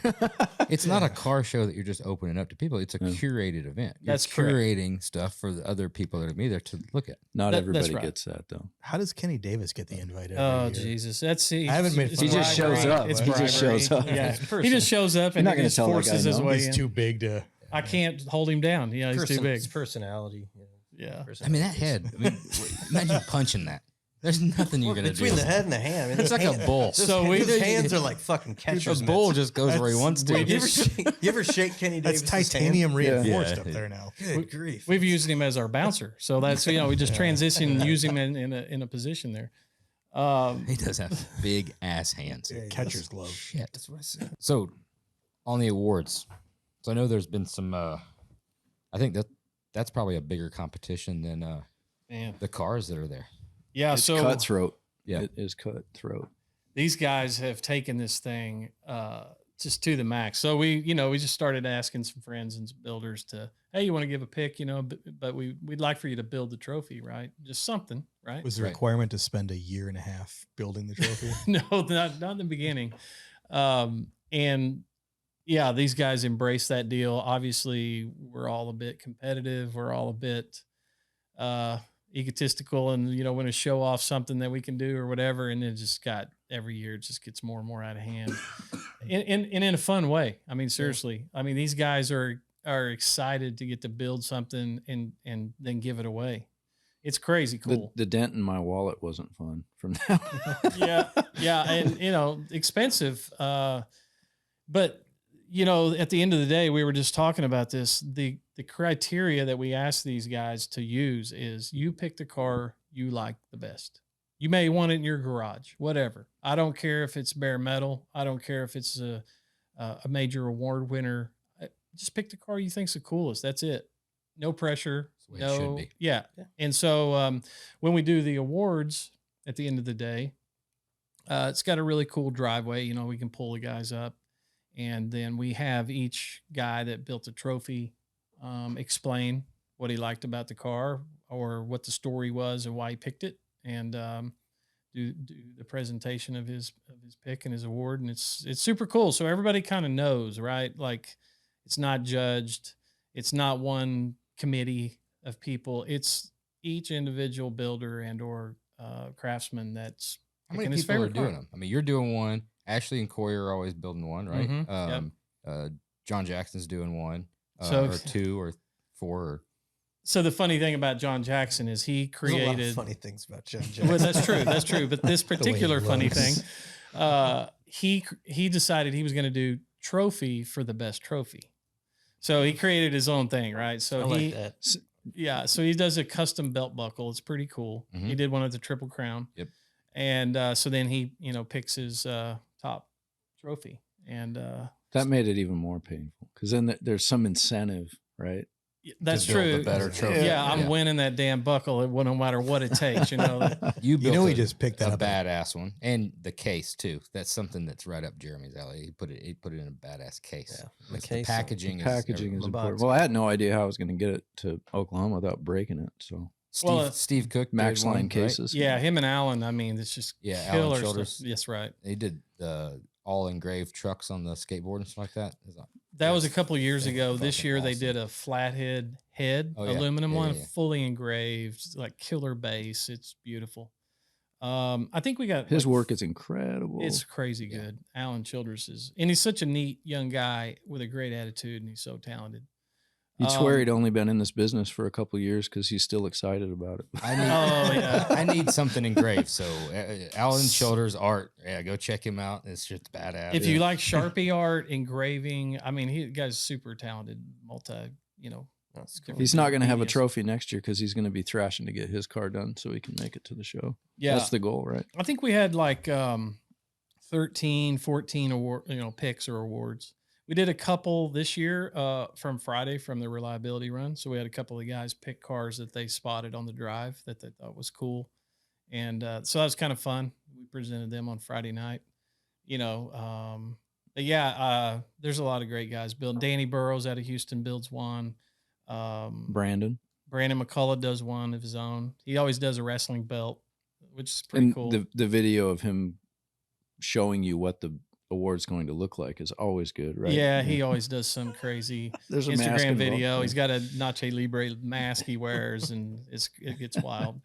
So we've had a lot of fun with that, and it's pretty special for the guys that end up receiving them because they're not just a trophy, like they're a hand built beautiful piece. And like with Eric's, not only did he build a cool trophy, but the guy that he picked is also going to get a painting of his car from Eric. For better or worse. Yeah, Hang it in the attic. Yeah, no. Garage is fine. Yeah, Fucking like sell that. that fucker on eBay. Yeah, right. tomorrow. I like the total package. You do paintings too? They're finger paintings. Dude, he's I dabble. basically Paint by number. he's a Yeah, character that's dead in between like James Dean and a young Yeah. Clint Eastwood. Shit. Right Dude, I there in feel like between, like, you- a movie character. Yeah, no shit. You're the most like I know. mysterious. You're fucking kissing ass dude. from I'm your s- from your No. previous comments. That's what it is. What's the It previous may be. thing? What's the previous comic? Because I honestly don't remember it. I did say a Portland something, he but I don't looks- remember what it was. I don't know. really if it's, I don't know if that's just like Was that with Andy? your It was your, with Andy, wasn't your it? look, or if you're genuinely pissed off. at I don't him. really know where it came from. But I did take mild exception to it. As he's from Wyoming. It was mild. It's Exception bad. or- That's bad. or- Mild exception. I think I was offense. called a Portland hipster is what I was Whoa. called. I said he had a Pretty- little Portland. Whoa. No. There was no little. He said he is It's a a full size. yeah. Shit. I don't So- know. oh, Yikes. I was Well, we- drinking. We're probably. we're on the subject, so I'm Well, just gonna thank you bust for, it out for here. still coming out here. So Way to be the bigger man. when I go on trips, I try to take a little bit of Portland. Portland's had a bad rap for good some since- good reasons, Ever but since the Chaz thing. yeah. I love the town. I love the way the town used to be, and hopefully it makes it back. But I like bringing part of Portland with me, so I have something for you Some guys. Portland brass knuckles knocked the shit out So of me. Is it Kurt Cobain's sweater? not yet. Just wait. Okay. So I have a good friend Mike who has a company called Ship John, and fantastic That's the dude that clothier. got smoked with the axe. Yeah. Damn. Yeah. And makes the Willis jacket that I want. Yes. so So, badly. so the Wills jacket is what put him on the map. Yeah. And I think it's a 2 or 3 year waiting Yeah, list, it's wild. which is crazy to think that you wait that long and still be happy that you received it. I didn't bring one of those for you, but I brought you guys something from Ship John. And so this is for you. And I guessed on sizes. Hopefully I got it right. I'm a 14, 16. It's a T. That's for you, Jeremy. Oh, damn. Dude. I'm a huge fan. I follow him. Oh, cool. Actually. Well, He brought Jeremy. And Well, I wanted to get. That's I cool wanted that to. you guys got something. I wanted to get you Oh, guys man, I something that's love sort it, of man. automotive related. So this is Thank you, dude. they called it the Jerry shirt, and again, I guessed on Stuff sizes that if it's holds up. not the right one, but I got something for And you. then you found got something special. Oh, So, there you go. Something special. I got you something from Ship John. Okay. But in light of the comments, there's I got fucked. there's something involved here that I'm only going to give it to you if you promise to wear it. Okay. Oh, he'll wear it. I'll wear. I'll I'll see. wear. I mean, just like about anything. right now. I'll see to it that he does. I'll wear it. Okay. Yeah, I'll wear it. I'll wear it. So we got you a little Portland hipster Does he make a beret? starter pack. Or G-string. Are they Keep ga- Portland are they weird. gauged Oh, look earrings? at that. Oh, this is fucking awesome. Yes. Fuck yeah. Absolutely. So this is what anybody from Portland thinks that everybody else on the planet thinks that we look like all the time. So look at that. Keep Portland weird. Some John Lennon glasses. you know, glasses over the glasses. We were just talking. Yeah, there's these. And now he's Get now out he's of the room. blind. And got you a little. You don't have to put the mustache wax on, but that's for you later. You can grow that sucker out. He's ready for And an then, episode of Portlandia. Dude, It Does fits it work? with your look. It Yeah. does. It's It not kinda, bad. It kind of does. Yeah, it's not bad at all. The pipe suits your age. Very Let's see what this, dignified. I can't look and look at the same time. We got something we could pack that thing with? Light it up? I mean, it didn't work out well for Elon. So well, Dude, I don't think you realize like how badass is. I'm a huge fan. Oh, good, honestly. Like good. I follow all his Yeah. stuff. Man. And I keep waiting for that drop to slide in for that Will's really jacket. Yeah, think well, we you got to won. get in line for Yeah. that for sure. But what's cool about Ship John, just to get back away from that and back to this, is all of that's made in Portland. It's they have a wonderful crew. Mike does a lot of he's kind of the spearhead of the design end of things. He's one of those guys that can just do everything. He's a really awesome musician, woodworker, metalworker. He used to do custom work on yachts. He's like just an amazing dude. And so he does the design end of things. And then on the production side, his partner, Steven, handles things. And he went from just like a one-man show that just happened to have a good idea with a jacket. And then it just exploded into this awesome company. So Yeah, and they Great crew there. worth mentioning. Those guys did the interior work and the tonneau covered stuff on the team. yeah, everybody else besides Mike hates me in that shop because my car sat in there. Like they're not In the middle car, of the they're shop. not car people. And this T Roadster sitting In in the their middle of fucking their way. shop, and they're supposed to be, That's why there's making a money 3-year doing. weight in jackets. Yeah, exactly. Yeah, they Uh, used all the material on his interior. So how that happened was I become friends with Mike over the years, and I walked in. I said, "Hey, I'm kind of thinking about using this material on the interior. Would you help me get some?" And he says, "Why don't you just let me do the interior?" So he made the seats and the interior panels and actually tonneau cover using the same material that same material there. So Mhm. Like a little wax canvas action, huh? yeah, but you didn't get a pipe. No, I didn't. I like You this also- look. I like this look on you. I'm almost kind of bummed because it actually Yeah. works. Yeah, pretty it's like, I want to make fun of you, but at the same time, I'm like, dude, this is kind of cool. Like, Maybe this is the Doesn't start look of that something. bad. Maybe this is the start of something. I couldn't find a monocle because that would have Oh. been that would have Yeah. been it. But There's something about. Speaking of monocle, this isn't even the same thing, but it's one. There's a guy around here. Have you seen the dude on the unicycle? So the Is that fitness. Dean? It's a fitness unicycle. I watched a video today on YouTube of a dude on a unicycle coming up like 8 inches short, launching a double. I bet that's funny. Oh yeah. There's a dude around here local now. I've seen him probably like 5 or 6 times over the last probably 2 months, and he's in full like biker, like road bike gear, like the unitard and the helmet and the mirrors and the stuff, and the But on a unicycle. but on a unicycle. And I mean, the way like he's uphill, but he's like biking hard, like it would be picture Lance Armstrong on I a need unicycle. Wow. But he's getting He's it. going for it. And it's like, Have you getting back really to weird. getting back to Sorry. Portland? Have you heard of the Unipiper? No. the Unipiper? No. So it's I can't remember. God, it's a dude on a unicycle I think he wears a Darth Vader mask Of course. playing bagpipes. Okay. And if you Google it, you'll find it. Are they just Unipiper. trying to out ironic each other? Pretty Like, Dude, how did you land in Portland? Coming from Wyoming to Portland. What is Um, that? I like the outdoors. I like being able to get outside Okay. and mountains and all that stuff. And Portland's actually really cool. I don't know if you've been, but Never been. Portland's cool in the sense that you can go one direction, drive an hour and a half and be at the ocean. You can drive another direction, hour and a half, and be in the middle of the mountains. And for me, for the work that I was doing in architecture, there's not a lot in Wyoming. I went to school in Oregon and just naturally landed in Portland.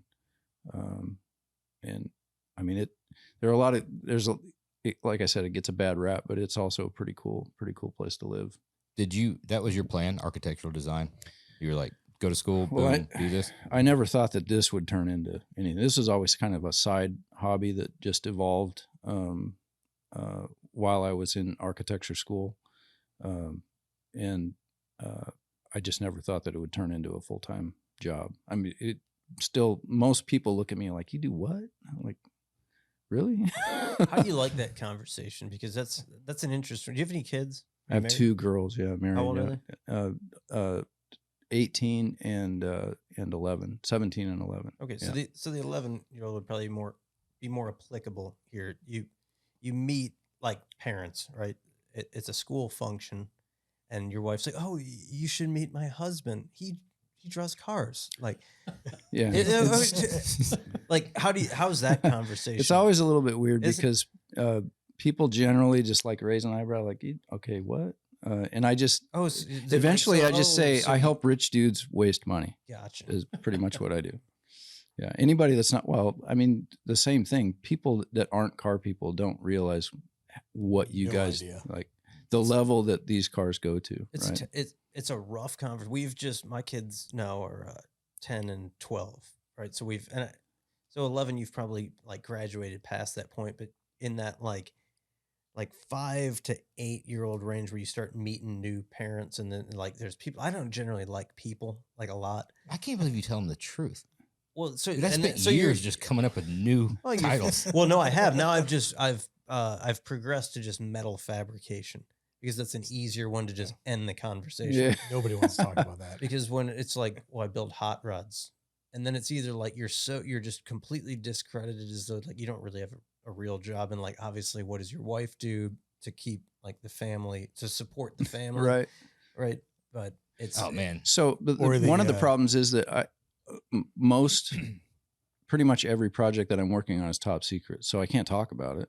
Yeah. And I can talk about the old, the past stuff that I've worked on, but it's already done. Just go look at it, right? But when people ask me, "Oh, what are you working on these days?" People that are in the know, people that we work with, they're like, "What are you doing these days?" I'm like, "Oh, just smile and look at the ceiling," because I don't really go into details. yeah. I always go with commodity diversification or managed IT, because even people in managed IT don't know what managed Yeah. IT is. So nobody's going to call you out on it. Logistics. Yeah, logistics, the commodity diversification is always a great one. Importer, exporter. Import, export, yeah. Little You know what's Seinfeld real- there. delay industries. Yeah, Yeah. that's right. What I'm loving is like the amount of roundness to your stuff. You got round glasses, got the round pin, you got the round Lots of rounds. Headphone. the headphones. Logo Yeah, on the there's a lot of shirt. round going on here. It's looking good. Damn. Love it. From a been design wanting a aspect, pipe, you are too. well put together. My buddy Fenn smoked a pipe for a long time. Really? Yeah. Keep warm. That's how he started it. construction. He was in construction. And smoked a pipe to keep warm. He's Yeah, not. he's- He's yeah. not like super sharp. You know. You know Yeah. the fire's like. He had a warming his cold hands up. nose regularly. Yeah. He just had like I a mini lo- bonfire. I love him. I love him to death, but he's not. Wow. So 10, 12 years ago when you were 18, 19 years old, how did you get your start? So we were having this conversation. I've grown up around it. My dad has been into cars. He either built cars or was dabbling all the time. So he was in and out of the industry, if you will. I was telling him today, like I've got a paper at my house from like, I think 5th grade, 4th grade, 5th grade. What do you want to do when you grow up? Kind of a assignment. And I just drew hot rods and said, I want to own a speed shop. I want to build race cars. It was that deal. And so when I got out of school, I went to a tech school up in Oklahoma for like automotive business management. And He's a schoolboy. schoolboy, yeah, 2-year deal, but kind of did the dealership thing, right out of school. And I learned a lot. I worked at a dealership, a couple different roles, and I ended up at a body shop and a dealership body shop. And kind of figured out through those years that I hated all that. And I did not like flat rate, production, insurance, that whole thing, right? And so my wife was, she had a pretty good career, and that was, kind of enabling me to start dreaming about opening a shop. And so we were ready to open a shop, and my parents were, they were down in Southeast Oklahoma still. We were up in the Tulsa area, and they were empty nesters, had my sister out of college and done. And my dad had been in the insurance business for a number of years. And, but he always did hot rod stuff at the house. And so they came up for one Thanksgiving. This would have been like in 96. And I said, hey, I'm thinking about opening a shop. And we were just sitting around the table talking about, I was telling him my idea. And he's like, you know what? We really ain't got anything going in Poto. Like, I'm kind of sick of the insurance business. What if we just teamed up? And, I was paint and body guy. That's kind of where I was going and what I was pursuing. And my dad had always been a machinist and a tool maker and fabricator. So we kind of thought, well, that could work. Right. And, so like we started looking for a building. They put their house on the market. They moved up to the Tulsa area. And by February of 97, a matter of like 4 months, we had a building rented and we were in business as Hot Rod Garage. Wow. As partners. And we had a couple little projects that my dad had actually at his house shop that he brought with him. And then, I just worked on whatever.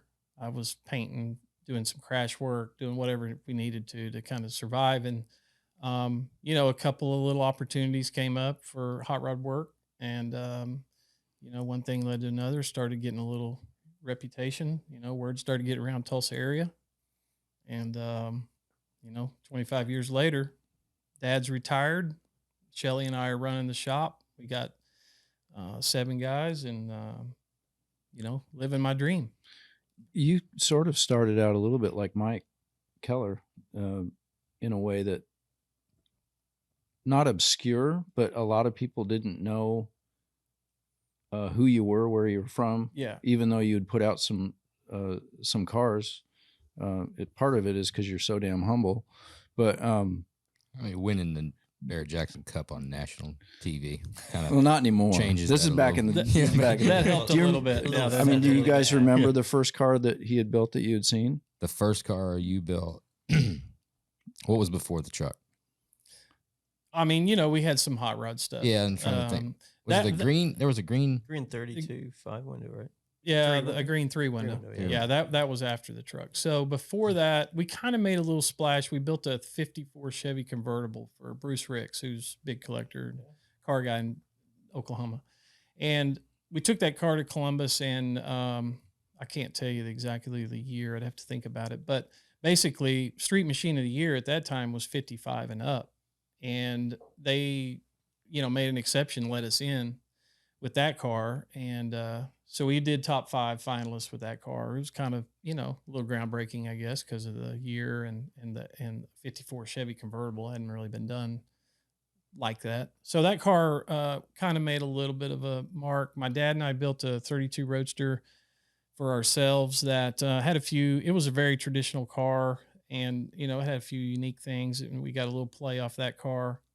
Was that one blue? Yeah, it was blue. And one of the unique things that we did on that was it had like a leather laced seat in it, kind of Western-y style lacing on the seat. Like, kind of got people. I revved remember up a little ripping bit. that idea off after I saw it. There's the inspiration. But yeah, by and large, like when we got the opportunity to build that truck, it took us from like, these are just some hot rod guys from Oklahoma to like, hey, I think they can actually build something that's pretty legit, The thing was, it was fucking rad. nuts. So I remember seeing on the that fit and that finish. truck and then the AMBR Contender. Yeah, that was a fun one. So we You did guys know that that car? Double Trouble. Yeah. Full 60s show rod. That was a fun car. That was a fun build. That customer, he basically came up with the engine and he said, "What do you want to do with this engine?" I think I want a 32, but I'm like, I don't know. What do you do with a all aluminum blown Arden engine, right? So Let's put do it- let's put do it- this. Put You some know, glass on top of it, make Yeah, a you put coffee it table. put it in a track T with like a tilt GM column and some video gauges. with torque thrust, right? And Yeah. lanterns hanging off. Dude, Oh, and yeah. Arden is the most fucked up motor. Like, it's the best motor in history. Yeah. But also, There's like 3 decent cars ever built. man, with dude, they Arden. put them in some shitty cars. Well, that one that he built was definitely. I mean, I remember standing there just with my jaw on the floor, trying to figure out everything you had done on that car. It was incredible, and it was. I think you jumped the gun. Unfortunately, you were probably a year or two ahead in terms of showing that car and going after that award, because everyone knows that the sensibility of that award has changed. At least the sensibility of the committee. That was the last year of the whole kind of ISCA points system. Yeah.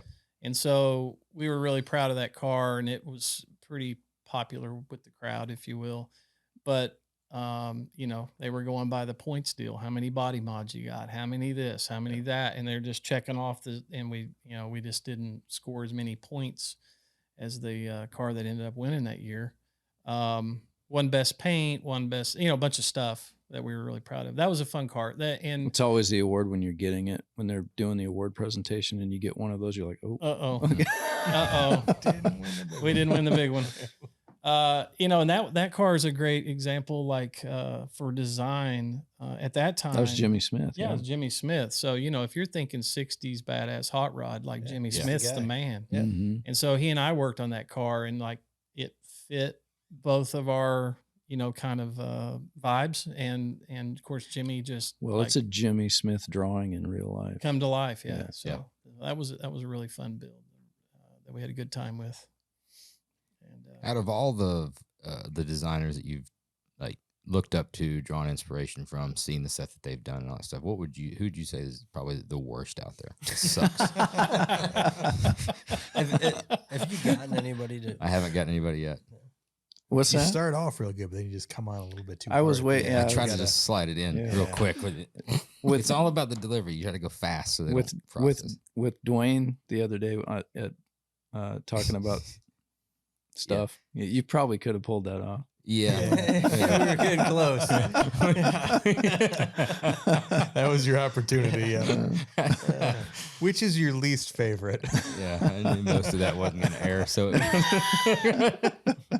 on a scale of 1 to 10, Dude, I'm curious. We've talked to so many hot rod builders. We had a ton of hot rod builders. You're the first designer that we've had I'm sorry. on this podcast. But I'm the only one like, that answered the phone. so selfishly, like I'm gonna take control of the podcast now, because my son is the biggest Roadster Shop fan in the fucking world, and we're like plotting his future.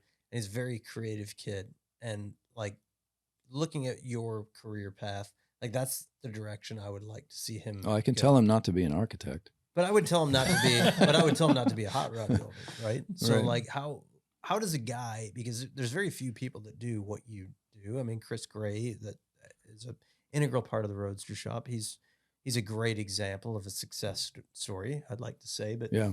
how does a guy, like, what's the career path, or how does somebody pursue?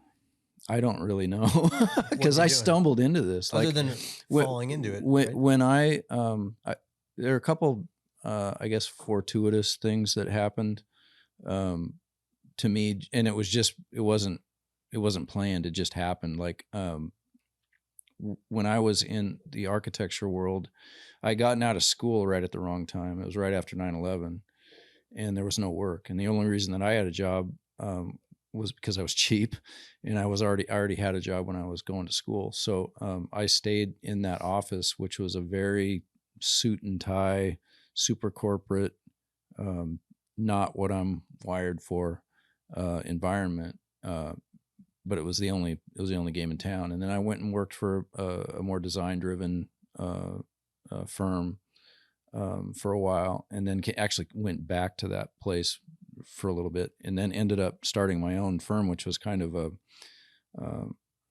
I guess the opposite version of that corporate environment was what I was trying to create with my partner. We had a wood and metal shop, and I had always hated disliked the fact that most architects really don't know how things go together. Like they just don't. Hopefully not too many of them are listening. I might get some hate, but like really, and I'm stereotyping, but it's pretty accurate. Like most architects just generally don't have a sense of construction. Okay. So it's a weird profession. But when I started my firm, it was late 2007, which was right before the real estate. You're right. The real estate was really taking off right then. Well, at the same time, we decided we were going to be real estate developers, and we were the last. Did you slide one in there beforehand? Well, we were the last ones in Portland to get a construction loan. We were the last ones, and the way we had structured the agreement from an insurance, like a construction insurance standpoint, we couldn't turn our condos into apartments, which was a lot of what the other places that were trying to survive as they were finishing up. Nobody was buying, so they were able to rent them out as apartments. We couldn't do that because of the way our agreement was structured. So that was all really bad. But in hindsight, it forced me. Well, let me back up.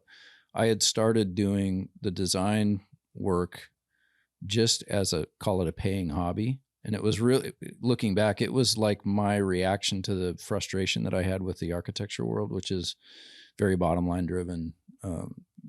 Ideas are really hard to get sold in architecture, really good ideas.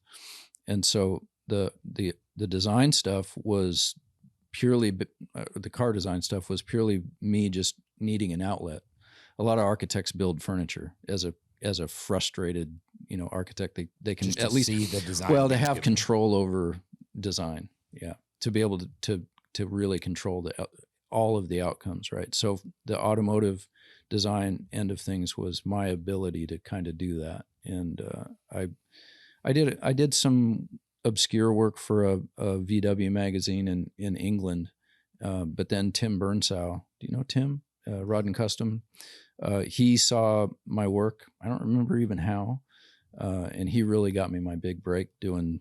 And it really was just me doing concept work for Rod and Custom magazine, which is looking back, it was a kind of a neat full circle moment because I grew up in Wyoming, not around a lot of car, culture, and I grew up learning about cars through the magazines. And I know you've had a lot of people on here that said magazines were a big part of their life, and it was a huge part of mine. So to be able to do that work that's as far as I thought it was going to go. You were designing actual cars for shops. I was just doing concept for the magazines themselves, and through that started building some relationships with builders, and it worked. But I wasn't having to pay my bills with that. It was just all just for fun. So I was able to kind of slide in without having to dive in completely. But then when things went south in the architecture world for me, like that was a big failure for me. Looking back I never really had my feet all the way in on the architecture side, mainly because I just wasn't wired for it. But looking back, I'm really glad it happened, because now I'm doing something that I never thought was even possible.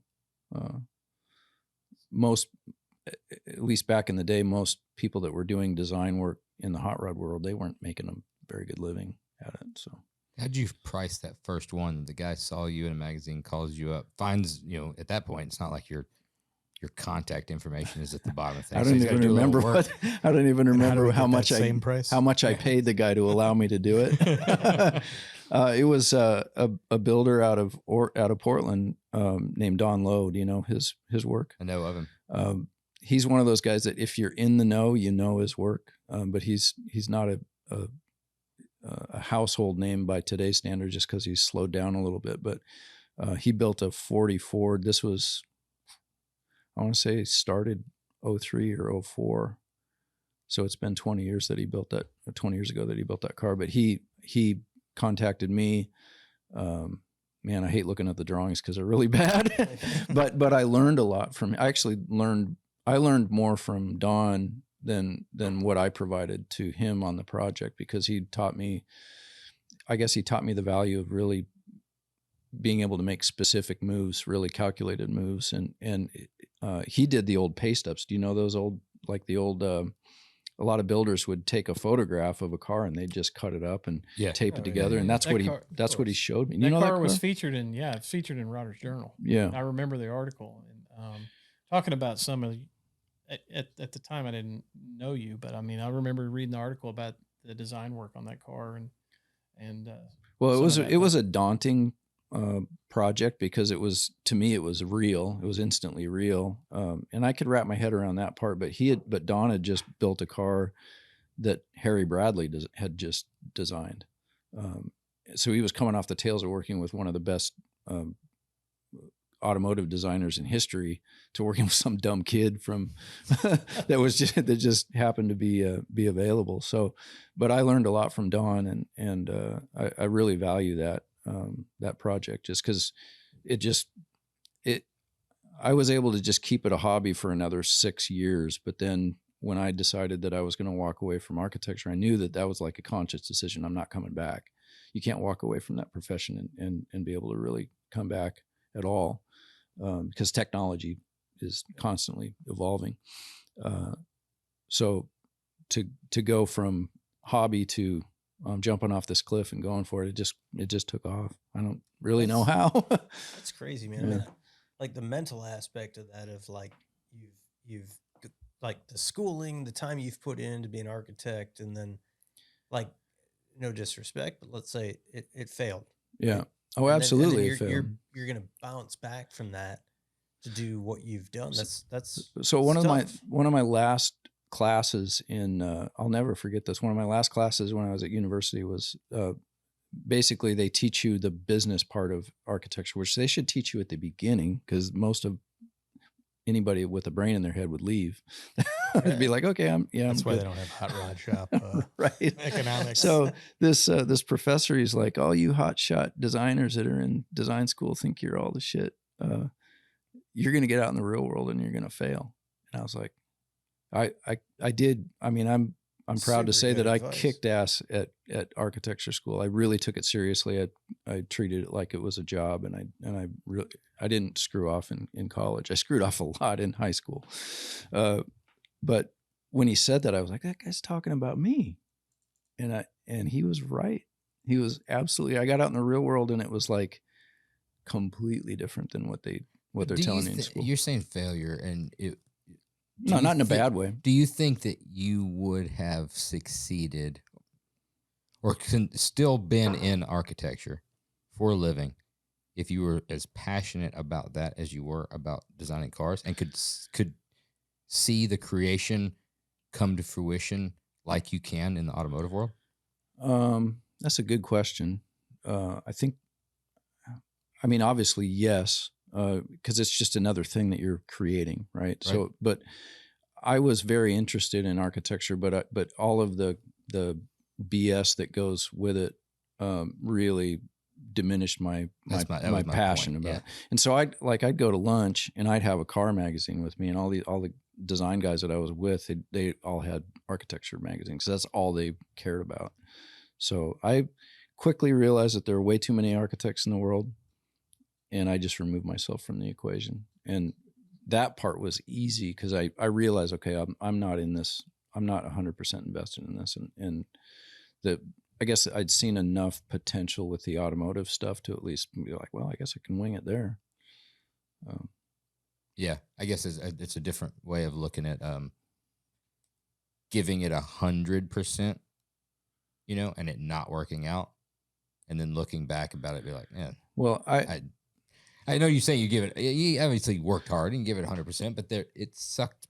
If it sucked the passion out, yeah. then there's nothing you can do. What's funny about the car thing is I've been drawing cars since I was yay tall. And for me, looking back, it's a little bit weird because I would that was always my fallback.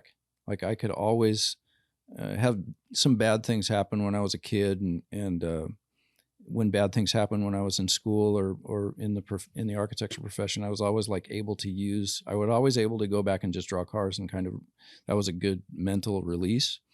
And so it's weird to kind of turn that into what makes me who I am, I guess now. It's weird. It's weird to look at it in that perspective.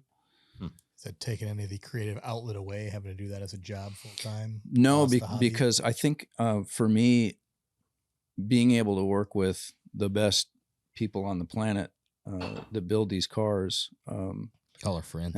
We are besties. We worked all that out ahead of time. How much did I pay? Yeah. No, I certainly don't have the wallet to be a part of these cars to this level. I don't have the build fabrication skills to build cars to this level, but I do have something that I can bring to the table. And so I feel really lucky that these things get built. And for me, that's where it's at. Like, I'm not constantly sketching, like, Sean Smith. I'm sure that dude's just always drawing. He's built that way. I'm thinking all the time, but I'm not a constant sketcher of ideas. But for me, it's less about the drawings. At least personally, it's less about the drawings and more about what gets built.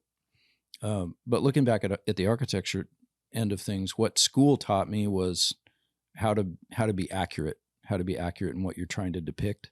And then obviously the business end of the architecture profession taught me how to handle clients, picky builder guys, manage builders and manage end clients was important. So I did take something away from that training. There's a certain level of what can't be taught though. Like, you've got to have an eye for something, which it's funny. And again, resorting back to the fact, I asked this question originally because I'm trying to figure out a career path for my son. Why? He's so into car design, right? And every day I come home and it's all the kid does is he's got check this shit out. I come home yesterday and he's designing this on I see the charges, they show up on because they're on the credit card. Awesome. Right? But he's a fucking freak, right? So I'm like, dude, he calls me down. I'm like, oh shit. I'm like, that should actually be built. Because that's fucking badass. But it's crazy that what you can't teach is the visual aspect of just what simply looks fucking cool. Yeah. Well, if you have an eye, you have an eye. Yeah. It's a matter of what you use with it. I mean, obviously all builders are designers in a way. Some are really, really good at it, and some are really not so Who good would at those be? Which the good? Are you talking about the good ones? It's good with the bad ones. What I would suggest with, I guess, fostering that is try to figure out what your kid is passionate about and try to open doors for them. That's where my parents had no idea. This really wasn't a profession back when I was a kid. but if you can try to get certain doors open for your kid, at least in their mind, to say, this is, you're enjoying doing this, whatever it is. My oldest really loves theater, so we're trying to figure out what that means. And my youngest is into ballet, and so I'm like, I'm not going to be like my parents were and be completely ignorant to whatever it is my kids are doing. Yeah. Try to get them at least to be able to see what the potential is, because my parents were completely ignorant to what was available. At least on the car side. I didn't have the money to go to art center, and I frankly, I probably wasn't good enough to go to art center when I was a kid. Like, that's the other thing, is I think people are nowadays, you have to be good at something like instantly. And I think when you're growing up, just be whatever it is that you love doing. It's okay to be bad at it for a long time. Yeah. Like I guarantee you, I wouldn't be bringing, showing you my drawings from when I was. I mean, when I was a kid. that initiative and that passion that he's showing at that age, Yeah. you can't teach that. You can help him develop Like, that. think about all the other things that he could be doing. Right. Oh yeah. Yeah. Right. He's doing a lot of that too.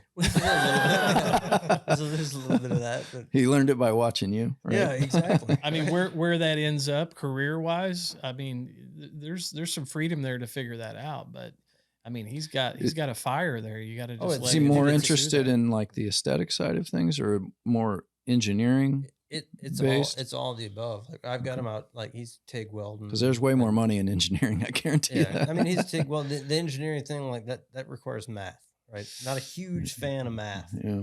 Because engineering, it's very school focused at that age, right? Yeah. First, like the design aspect of it, it's kind of like, it's more rock and roll. It's more free, kind of, sort of. Yeah. So I think that's where he. So not a big fan of the rules, is what you're saying. Yeah. I think we That's should all make a right. rule that you That's all shouldn't wear those glasses anymore. It's just. I said I was going to wear it for the rest of the. I thought it was going to be like a 3-minute thing. He's gonna be on the next. He's going to be on the next. If I'm going to be uncomfortable, all you are going to be uncomfortable. It's good, dude. Like, I got to tell you, there was a recent what was the Rogan? There's a Rogan podcast recently where he was doing one with he was a bull rider guy. The guy brought him a cowboy hat, And he wore it the whole time. but it didn't fit him real good. Really? You're wearing that better than Rogan wore the cowboy hat. I don't know how to take that. I don't know. I don't. I Think wouldn't it's take it. Coming from you, I don't think it's a a good thing. It could be the new Josh. Maybe it could it be is. just the new Josh. Maybe it is. Before I forget, I want to ask, when you're sitting down, I've asked this question to a lot of different people before. You work with a builder. You've got, kind of the guardrails that we talked about. You've kind of got this idea starting to come. How foggy is that initial picture in your mind that you're trying to get on paper, and that it starts clearing up as you go? Or are there some times where it's crystal fucking clear and it's your job to like try to get it on paper like you're seeing it? Both. And what I mean by that is some of it depends on who I'm working with. There are builders that I've worked with in the past and may not work with now that will not like anything that you provide, but they can't tell you why. And I think it really just comes down to the relationship that the builder and the designer has is incredibly important. So talking with Jason on the Corvette, it's pretty damn close to what I had in my head when he was explaining it. There are other projects where, a builder might call me and say, "Yeah, we're going to do a 36 Ford. It just rolled into the shop. We don't know what we're doing. We have no idea what it is." So obviously that's a pretty ambiguous project to start. And I don't mind either of them really, because obviously the ability to explore an idea when it's not, crystal clear is fun. There's certainly a lot of an element of fun to that, but it's also good to just kind of be like, yeah, Andy and I do that a lot when we're talking about future projects. We're on the same page. We both get excited before I even start drawing. So, but I like both. I like both aspects of it. I think it can be a struggle when I just can't. I don't click with the builder, and there's nothing. I don't think there's any particular issue between on him or me or whatever. But sometimes the personalities just don't click. But we can get through that on the Miata, right? I mean, obviously. Well, hell yeah. All right. Borrow Good. your hat. Just making sure that wasn't going to be a problem. Does the budget for the build ever come up in the design phase? Very rarely. That's not his problem. well, It goes the other well, direction. I always say, man, drives the budget. It only took me 20 minutes to draw this detail. How hard Yeah. can it be to build? What's And the it's to problem? scale. It's basically a blueprint. He did it to exact Yeah, scale. there's dimensions and measurements. Look and how cool and callouts. But the areas where I don't really know what's going to happen, Yeah, it it gets a little fuzzy. get a Yeah, little, a little fuzzy. foggy. Yeah. But really, to answer the question, budget, I guess I'm just lucky. I get to work with builders that can do anything. So there's not the constraint of what we're able to fabricate, what we're able to do. I mean, it's amazing to me what you guys are able to accomplish. I don't know how you do it. So there isn't that constraint. We can do anything. Obviously, budget is a concern, and I do think I have a little mini cash register going off in my head to say, okay, we're gonna. Part of it is because I know that you can make a 1/8 inch move or a 1/4 inch move, and it might cost just as much to make that move as it would be to make a 4 inch move and changing a body around. So I do think about that, obviously. And He's on the front side. He's not the interior shop. Like the dude's super excited and got all the money in the world when they're talking about the Yeah, conceptual rainbows and unicorns. No, but I mean, like you're designing something, and a customer may have a budget in mind of X, and what you just drew is insanely awesome, but that's going to be 10,000 labor hours to get there. Yeah, there's a current project that I'm working on with Andy. The owner got really excited about a concept that I had come up with, and was all ready to go. And then reality did set in terms of what he wanted, what the owner wanted to accomplish with that build. And so we dialed it back, and it's a completely different car. It's like basically start over, which is fine. I think it's just a matter of like most of the projects that I'm lucky enough to work on, there really isn't budget consideration. I mean, obviously all of that stuff has to get built, and it does cost money, but when we're dreaming stuff up, I would say that sometimes we tailor things not necessarily for specific cost, but like, is this move really doing what we want it to do for what it's going to take to get there? It's not necessarily a money thing. It's more of like everyone kind of is on the same page. Like, yeah, this is a pretty big move. What he's Is it trying to worth say, and he won't say it, is if somebody doesn't go out there and find a builder, contact Eric Black, have him go all through these conceptuals, and then starts being a fucking penny pincher. He already goes into it knowing that it's going to be fucking expensive to build the fucking best. Flat out. I've worked with. There's one particular end customer that I worked with. We did 5 different 32 Roadster concepts. He never built one of them. Like, he was in $10,000 plus just in drawings, and he never built any of them. And I guess he was okay with it. I don't know. Cool wall art. I guess. Well, and I think you guys know this from the builder's side of it. We're going to enter into a project with, and we've told the customer, like, hey, I'd love to get Eric involved in concepts on this thing. Well, there's got to be that conversation going in, like, what level of car are you thinking about here? Sure.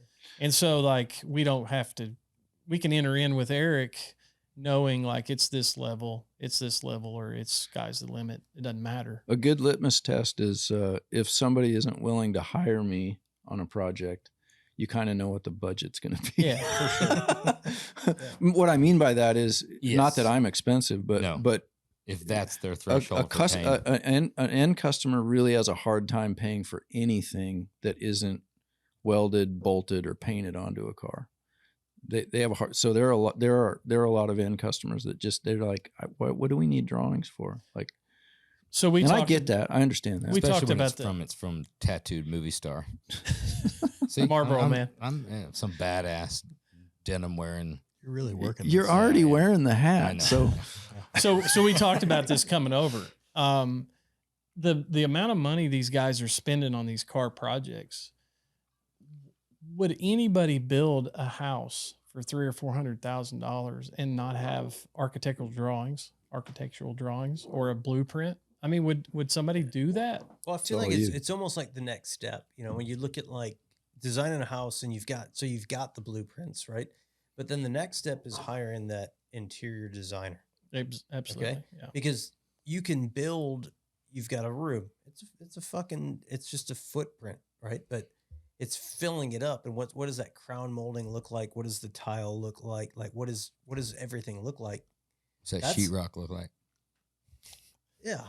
Well, yeah, and it's a Bring the matter of f- facilitating the project in terms of helping whatever dumb idea I come up with to help turn it into reality is what I really enjoy. That was part of the architecture world that I missed initially, was the collaborating with like engineers and the people building stuff was a lot of fun on that end. So usually how it works is I get a call from a builder, and they start explaining the project, and I do a little countdown in my head from 10 to 1, and usually by the time I get to 6, they say, "Yeah, we're putting a Roadster Shop chassis on it."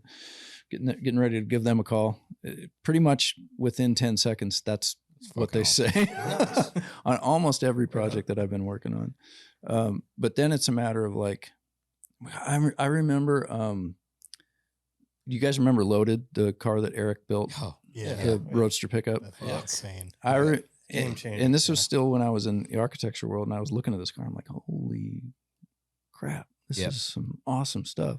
And I remember seeing like, man, they did like one-off wheels. And I remember thinking, man, it would be cool to really work on a project and be able to Design do a like wheel. one-off wheels. I would say a good 90% of the cars I'm working on are One-off doing wheels. one-off wheels, which obviously the cost has come down and the technology has kind of evolved to allow that to happen. But that's pretty special. Well, something you've touched on just a little bit, and I think we know for the listener we need to dig into just a touch. You're fully aware of this. I have had the pleasure of working with you on I think 3 projects in the past. Something that's been absolutely wonderful, and I mean all of those have just been great. It's been an experience that I really, really enjoyed. When you'd see something, you're like, we had a really good relationship. We still do. I mean, it's part of the Portland comment. Yeah, I apologize. But it was never of kind of like, this is what I think it should look like. Now, go figure it the fuck out. Yeah. You know, I was like, man, I don't know how that even fucking works. And then it would be followed up with like a side profile of like, well, we could stack it like this way. Can we like talk to Jesse and maybe he could do the wheel like this and it could load from the back.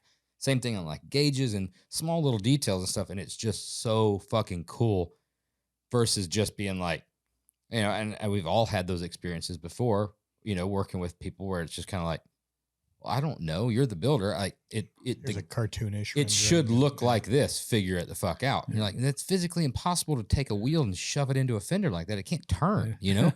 And stuff. It's you come from it, and it makes a lot of sense when you're talking about the architectural background and knowing how stuff worked. And it was a pet peeve of knowing that it needed to go together. Just knowing that these things are going to be built, I guess I'm pragmatic in the sense that I try to make it as that. Well, Chris is very similar in that way. I know that he he thinks about how things go together, and Absolutely.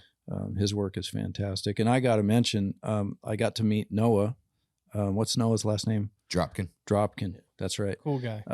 I got a chance to hang out with him today and talk about our current project, Top secret project. Top secret. And I think he was relieved at the fact that I'm not heavy-handed when it comes to like every aspect of the design. I want to see what other people can provide. And that chassis that he is designing, holy cow! Like, I'm sure you've seen it.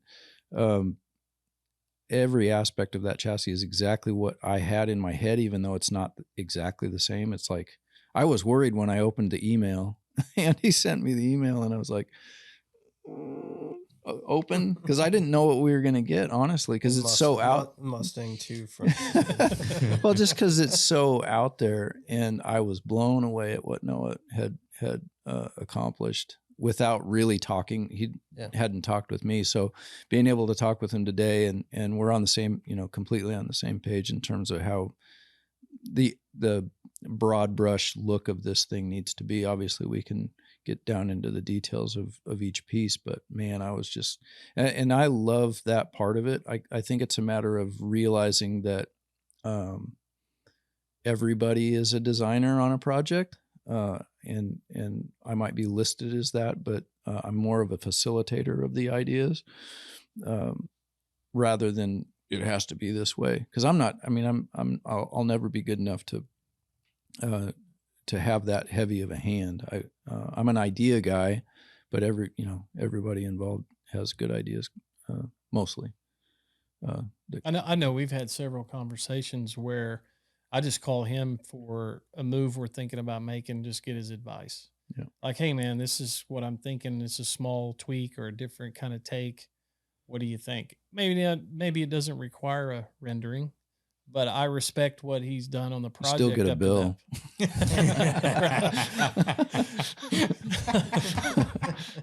Didn't get that email. I don't know what happened to it. But you respect where we started and where we're at, to the point, like, I'm not going to make a move, change something on this dash without at least running it by him. Yeah. And so that working relationship, that's where you achieve cool stuff and great things, I think, is communication, right? Yep. And then kind of that, like you talked about, the relationship between the guy that's doing the design work and the builder. It's got to work. It's got to mesh. If not, there's probably other guys out there. Maybe you need to look around. There's nothing wrong with that. I mean, it is wildly important to have that blueprint from the get-go. We just started today, like, great example. We've got a Camaro project coming on, the 68 Camaro, which it's a very straightforward project. Everybody's built 68 Camaros. First gen Camaro's been done to death, right? But we're trying to do something pretty fresh. Are you really the best looking year? I've never worked on one. You really haven't? Because did a 69 way better. But, yeah. But my point being is that we had we've got a initial rendering that we put together for it, and we sat down today. We've probably got like a month's worth of work into this, and the project we're still 2 months out from even starting the project, tearing the car down. And we sat down with Mike, our head engineer, Chris, obviously in design, John, who kind of runs the hot rod shop, and we're working out every detail of that, right down to like 1/4 inches of front space on the wheels. So it's going to be like, everything is going to be flushed out from a design standpoint, because it's so critical. There's so much that a chassis brings to the table with that, as far as like ride height, and what does the rear track width look like? What does the ride height look like? How does that steering angle work if you're flaring the fenders or messing with the wheel lips and stuff like that? So it's been a pretty cool process to, when you get that customer that allows you to start from the fucking get-go, doing it 100% right. I've had end clients that really kicked back about having drawings done. They're like, they just don't understand what that's so critical. And then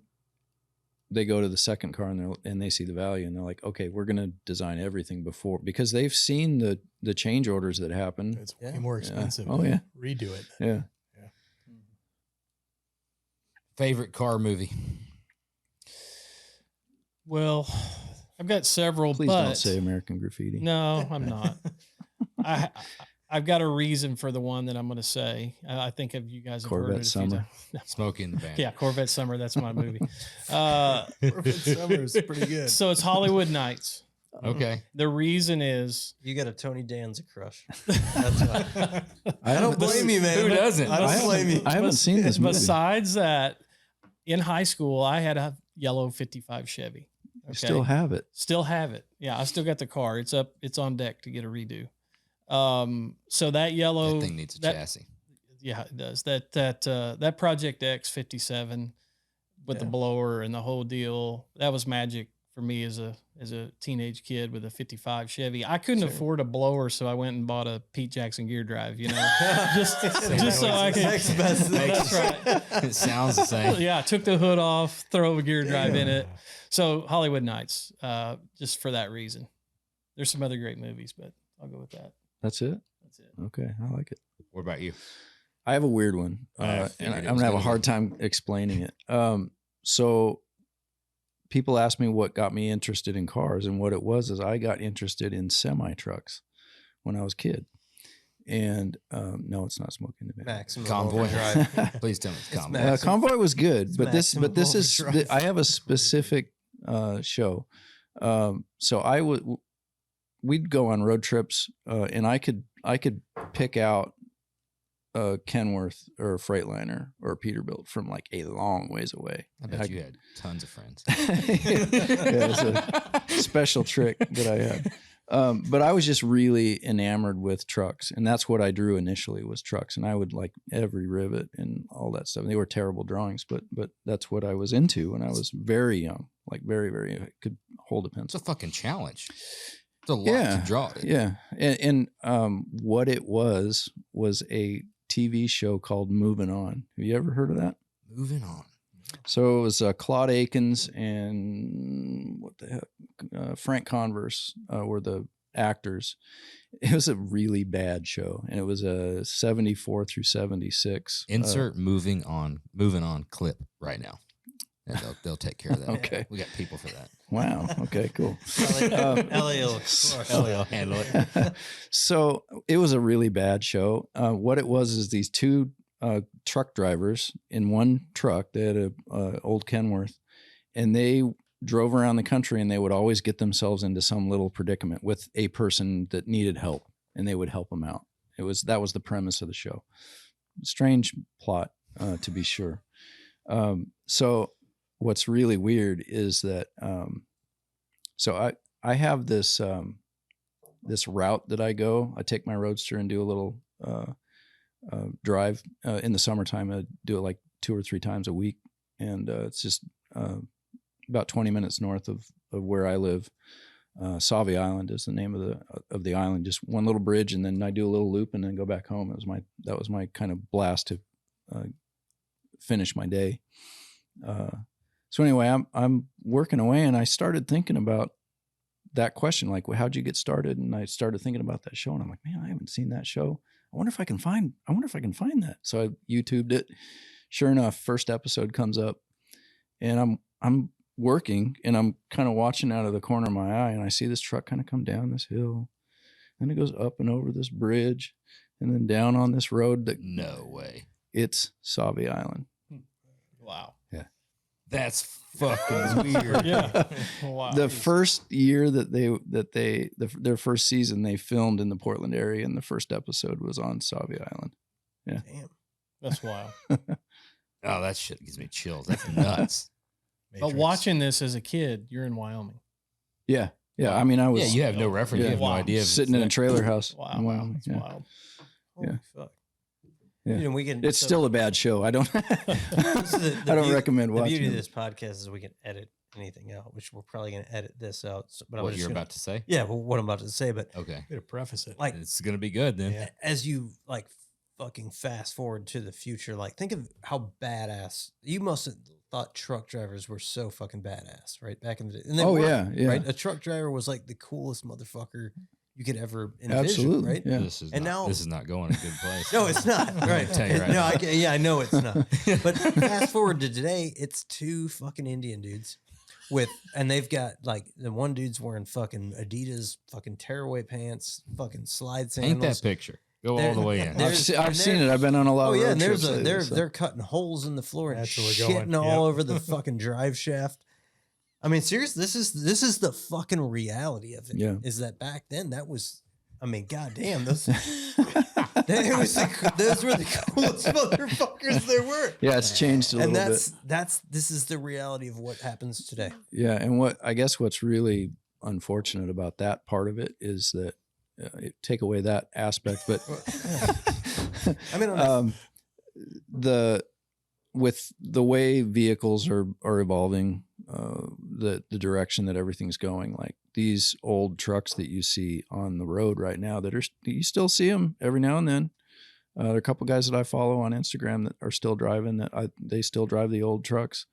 Like they're not going to be here in 5 or 10 years. Mm-hmm. They're going to be gone. And like that bums me out big time. Cause I love going down the road and just every once in a while you see a cab over Pete, going down the road and you're like, BJ and my eyes aren't good enough that I can pick it out what it is, but I know what you're talking about. Think about that though, how badass those dudes are. Like you talk to guys who are like, oh man, we did 6 states in a, 32, we did this in a roadster, we did a rigid, all the way to, Sturgis with like 25 guys. Think about the dude that's driving that, 70s model cab over, right? Hauling an actual load to get paid, right? Yeah. Cross country.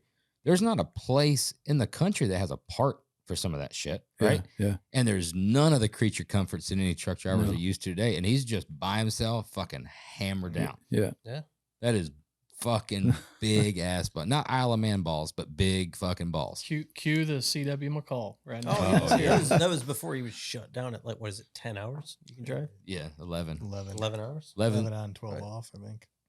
You got 11 to do. I wonder what the something. record is. I don't know. Nobody follows that. Like anyway. OG dude smoking a fucking cigar or just Marlboro Reds in a cab Or an 8-ball. Yeah, or an 8-ball. I was going to say that's There's why other that things was involved. Yeah. I wonder if a guy could leave like Rhode Island and make it to, fucking San Diego. Back Without then, probably, yes. Today, yeah. no.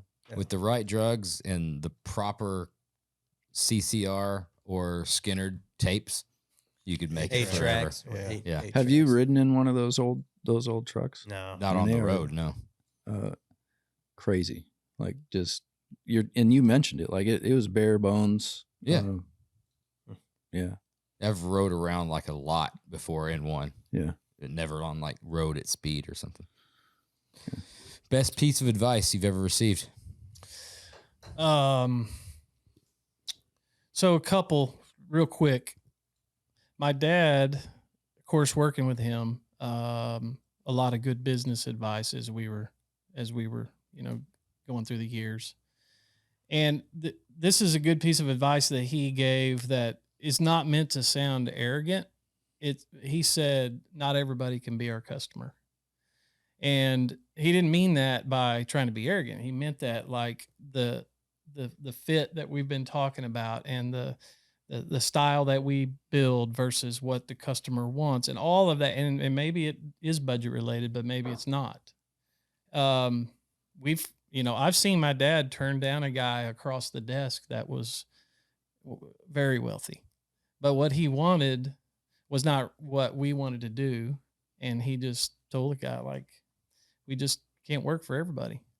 So that kind of stuck in my mind as kind of you pre-qualifying a customer.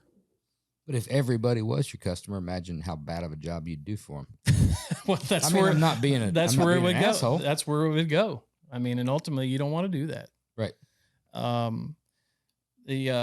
The other piece of advice in business was, we were working on that truck, that Quicksilver truck. We were getting ready for Detroit.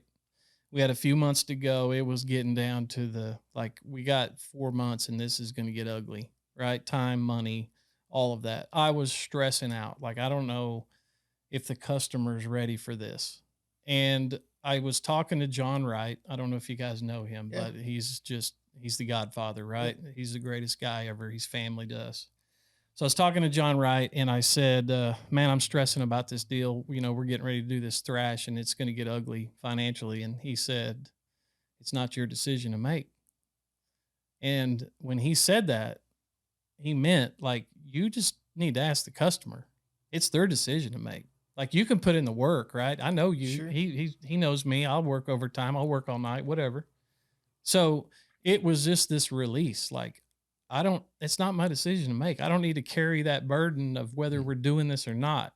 Let the customer decide that, but just give them the information. I was like, wow, that was pretty eye opening. Yeah. How do you give them that information? I mean, so the next deal was a call a customer. Sure. I said, all right, man, listen, we either got to hold this thing for a year and pace it, or we're balls to the wall. but it's hours, man, and that equals dollars. Hang and this on is, tight. Yeah, and it's overnight shipping. The And money it's- faucet starts. The money faucet starts, and The I'm hours and are the same whether it's in 1 month or 12 months. that's to get right. there. It's just whether you want to bite it all off now or 8 seconds full pull, baby. We're fixing to go. That's right. So you just sit down and you have an honest conversation with the customer and you go, hey man, this is what it looks like for the next 4 months if you want to make it. And then I just sit back and the guy's name was Alan. He was the greatest dude ever, customer. He said, I don't want to hold it a year. Let's get it on. Let's do it. So, okay, I can do the work. I just need to know that you're on board. Damn. Alan's fucking badass. Yeah. But like So- you said, it takes that stress off of worrying. Not only are you worried about the stress of work and getting it done, doing it to the highest level, Yeah. worrying with family, all that kind of stuff, then worrying about if you're going to like piss the customer off or it's like, oh shit, am I going to have to shave a few hours off of this because this seems like a high Yeah. invoice? Take all that stress away. Yeah. Do the job that you're hired to do. Communication right up front. But when John told me that, like, it's not your decision to make. Like, there's plenty of decisions I'm making in my That's- business, in my That's shop. a really good piece of advice. Yeah. So that was pretty valuable.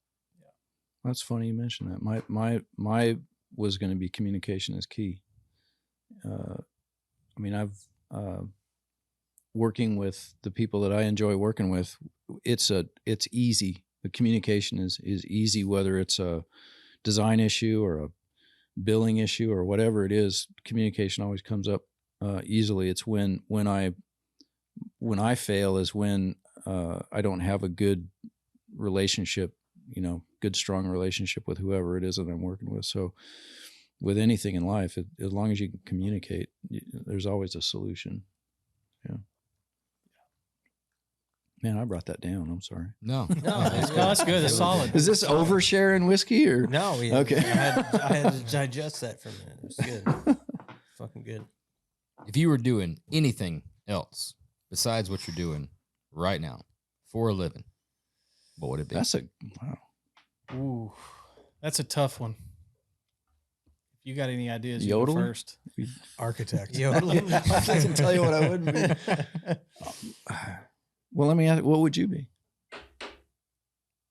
While I'm Hipster in thinking Portland. I've You're never right even, there. I've buddy. never even thought about it. I've asked that question a bunch. I've never thought about it.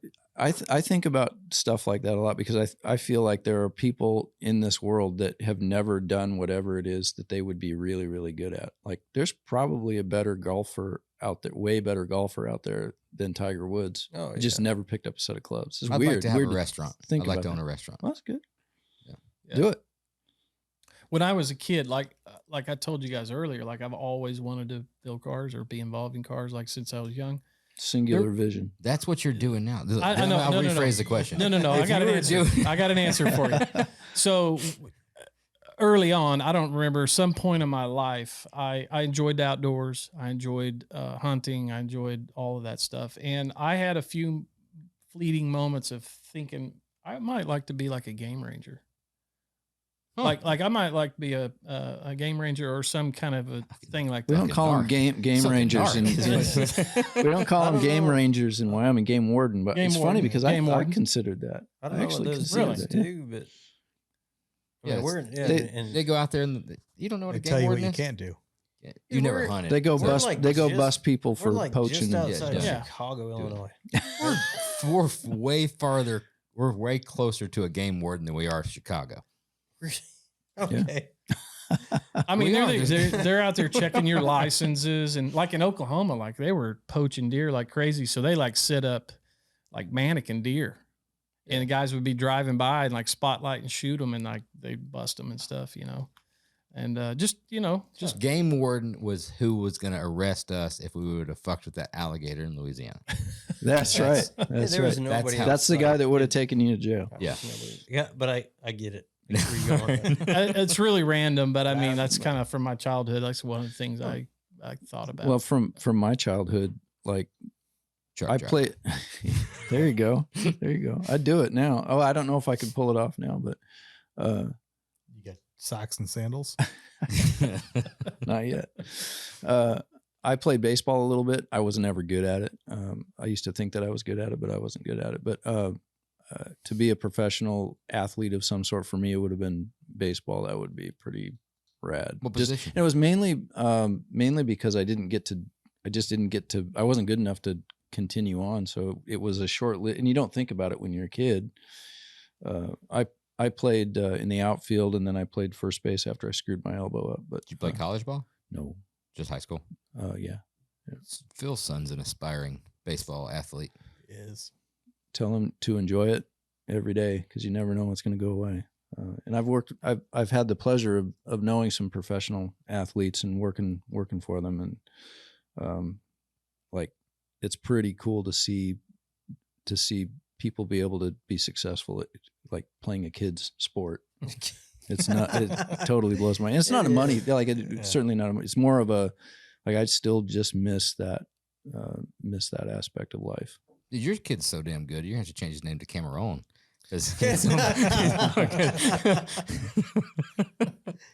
Hey, he's played shortstop, so I mean, it kind of fits.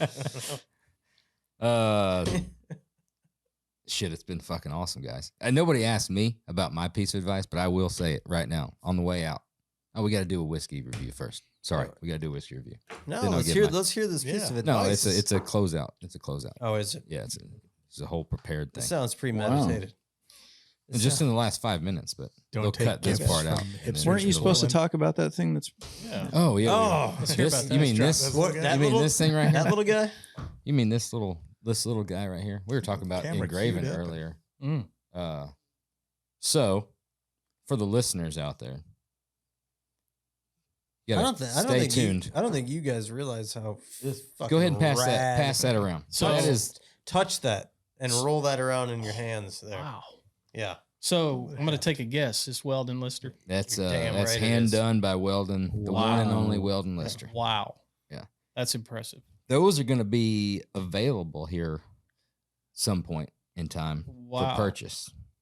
That's Limited small That is run, rad. very extremely That is like rad. very very small. That run. dude is as cool as they come. My goodness, he's And awesome. I really didn't know anything about him, but when I listened to the podcast and he told the story about Hank Sr. Oh my and goodness. and his dad, how nuts is Dude, that? that dude's That's a cool guy. badder than anybody Yeah. that we've ever had. Cool guy. And that his workmanship is You like do realize? Did you see how that awesome? insane. You realize that's a hammer and chisel? Yeah. all Like- it Hank. blows my mind. Absolutely. So anyway, those are some brass oil and whiskey Weldon Lister coasters. Wow. They weigh, I don't know, between 7 and 36 pounds. That's You better, chunk. you better have a fucking table to support Yeah. that. And we're going to do a very, very limited run to be dropped here shortly to be available. That's nice. Do I get one? Teaser. No, it's that small of a run. Yeah. I apologize. Yeah, so that's the master. That's the hand done. Just came in. I mean, And, it's okay. Yeah, I know. Yeah, If you're into that That's- kind of if thing. that's what you're into. Mhm. It's incredible. Fucking nuts. Whiskey review time. Dude, This is from John Jackson. super Tell you fucking what, solid. he's not dropped the ball on the spirits selection so far. For what he lacks in looks, he makes up for in Maybe I Bourbon wouldn't and say he's tequila. lacking in looks. I would say he has he's a got look. he's got a lot in the looks department. So Dude, I've got it. I got Very it. unique. I've had like a little bit of like animosity or maybe like a chip on my shoulder about Whoa, this That because sounds it's been sitting up there for. It's probably been like 3 months. Yeah, we sent it Since up the from Triple Crown, right? Yeah. from Texas And- Good Oh, Guys. Texas. And I think Yeah. it's just came because I was like scolded by Phil to make sure that I did not touch it. But this is I'm sitting here. well, you guys struggling. touched it. I don't know why all I right. can't fucking read. Those fucking glasses. I couldn't see shit. Oh, okay. but I'm glad That's a lot better. I'm glad that we got to indulge in it. And that's solid. And you brought it up. All right, we're not like huge rye guys. Yeah. Like rye is definitely not. I'm where- getting more and where more we live, surprised, though. but- I'm starting to think that Maybe just I start might off be with a some- rye guy. Start off with some bad ryes. Well, to, it's a good blend, and then of course they're finishing it out in some French like wine barrels or whatever it is. Sure. And yeah, I've had several ryes, and that one's pretty impressive. John brought, so we didn't open that one, but then he brought a bottle up to the Rock, and we kind of celebrated a little that. Do that you know evening. these guys? No, I do not. I do not. Saints Alley, I know that's the distillery down there, and they come out with a few other Does- limited releases. Does John know these guys? I John think so. probably does. I think so. I need to get another John bottle knows of this. everybody. Yeah. This stuff is good. Yeah. So it's a blend of straight rye whiskeys finished in Tokaji casks. That sounds, It's French wine Fancy. barrel. yeah. I looked it up. I Googled it. Tokaji is? It's a French Tokai, something like that. Yeah. Tokai? Mm-hmm. That don't You're sound asking French. a guy from Oklahoma to help you That don't pronounce sound- something? I'm going I to don't say know that about don't sound French. I just Googled it, man. I don't know. One of 2,400 bottles. Sounds Japanese. 100. It Yeah, does that sound sounds Japanese. and they've got some other named whiskeys, different barrel finishes Saints or whatever. Alley. So yeah, it's good stuff. I was impressed that we could bring something from almost Oklahoma. I think it's badass. Like I said, I'm not a huge rye guy. It's great. The like the Willett Family Reserve Rye, is that what it is? Family Reserve. Yeah, so we opened and closed. Yeah, And- it's like it's like drinking a bouquet of roses. Depends on right? the year. You did a 4-year? I think it's a 6 year. Yeah, I think so. Even and what's the what's Templeton. the shit? Yep. You just got a bottle of it down in your office. You just got it. Peerless. Peerless. Peerless. I love everything Peerless. Right. I'm not a huge fan of their rye. Oh, their rye's phenomenal. What was the cream of Kentucky we just had the other day? It was That a rye. Yeah. It was fucking awesome. Anyway, I I think know. I think it's safe to say this is probably one of, if not the best ryes that I've had. That's cool. That's good. Well, to give hear. it a fucking number. Quit talking about it. 7.9. Whoa. Yeah, Whoa. It's fucking. Whoa. Had you not told me it was a rye, I would have just drank it and loved it. What if because you'd have it's- drank it and then after that I'd said, hey, dude, that's a rye? I'd be like, "You're lying Whoa. to me." It just doesn't it doesn't have that it doesn't have that crazy. Anticlimactic. Well, yeah, no, Yeah. it doesn't have that crazy like flavor bouquet, right? It's not. finishing the Yeah, it's got French a good oak probably flavor. milds it Yeah. down a little bit. And for 107 proof, it's pretty It's easy pretty to smooth drink. for that, yeah. yeah. Mhm. I'm getting such a kick out of this because You're the only because sober have you one ever here. have you ever been in a conversation with 5 people talking about cars and one of them just Says something has stupid.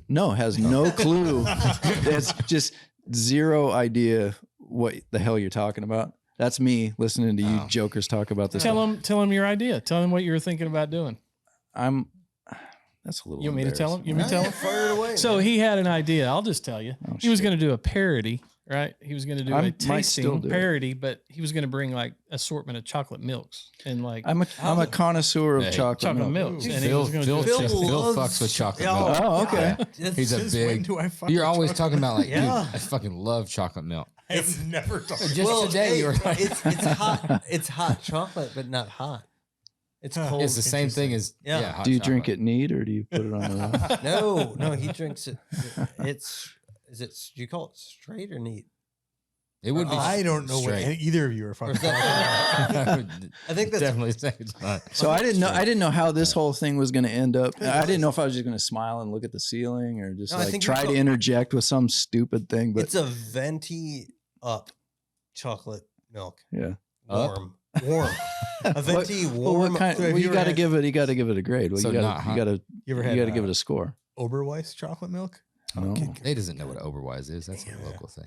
I'm giving it a Give that a 7.9. try. It's a good review because it's. I think that. You're damn Yeah. right. That's a good review. Yeah. What's yours, Phil? Are you just doing that because he's sitting here? No, I mean, because I do know We've I've got listened enough ratings. to know that the ratings are like the set above 7 is like Above significant. 7 is It's really, good. dude. Yeah, It's yeah. That's Look, you can look at the consumption Yeah. factor. Yeah. you can go back. Nobody's listening at this point, right? Nope. No.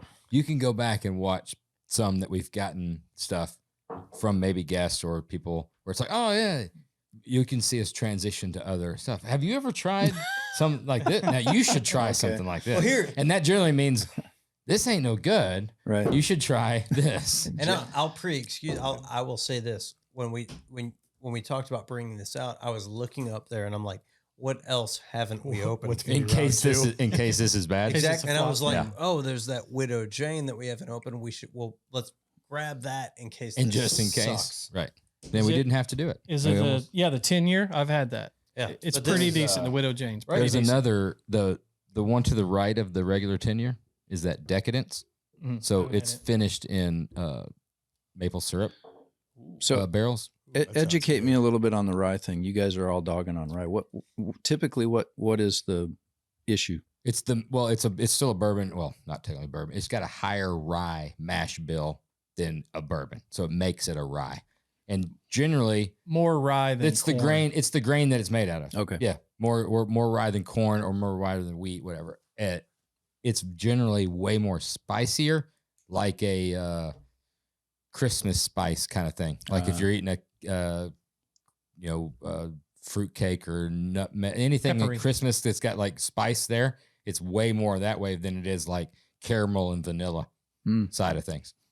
A lot of times it's usually overpowering and burns your mouth almost. It's great for if you want to make cocktails and you want that like spice to come through. But if just drinking straight rye, some of the ryes, but there's other people out there that are like, fuck bourbon. We only drink rye. We drink rye straight. And that's just their palate. Huh. But like you said, everybody can see color different. Everybody tastes shit different. Right. Completely Oh, different. okay. Mm. See, he's educating me. That's good. Phil, what's your number? This has gone on for way too long. I'm gonna go 7-8. Oh, Just a little different. Just a little different. I don't want Uh, to all be the same. I average that out. It was really, really good. Yeah. you guys gonna Smooth for a rye, especially at 107. I'd definitely buy it.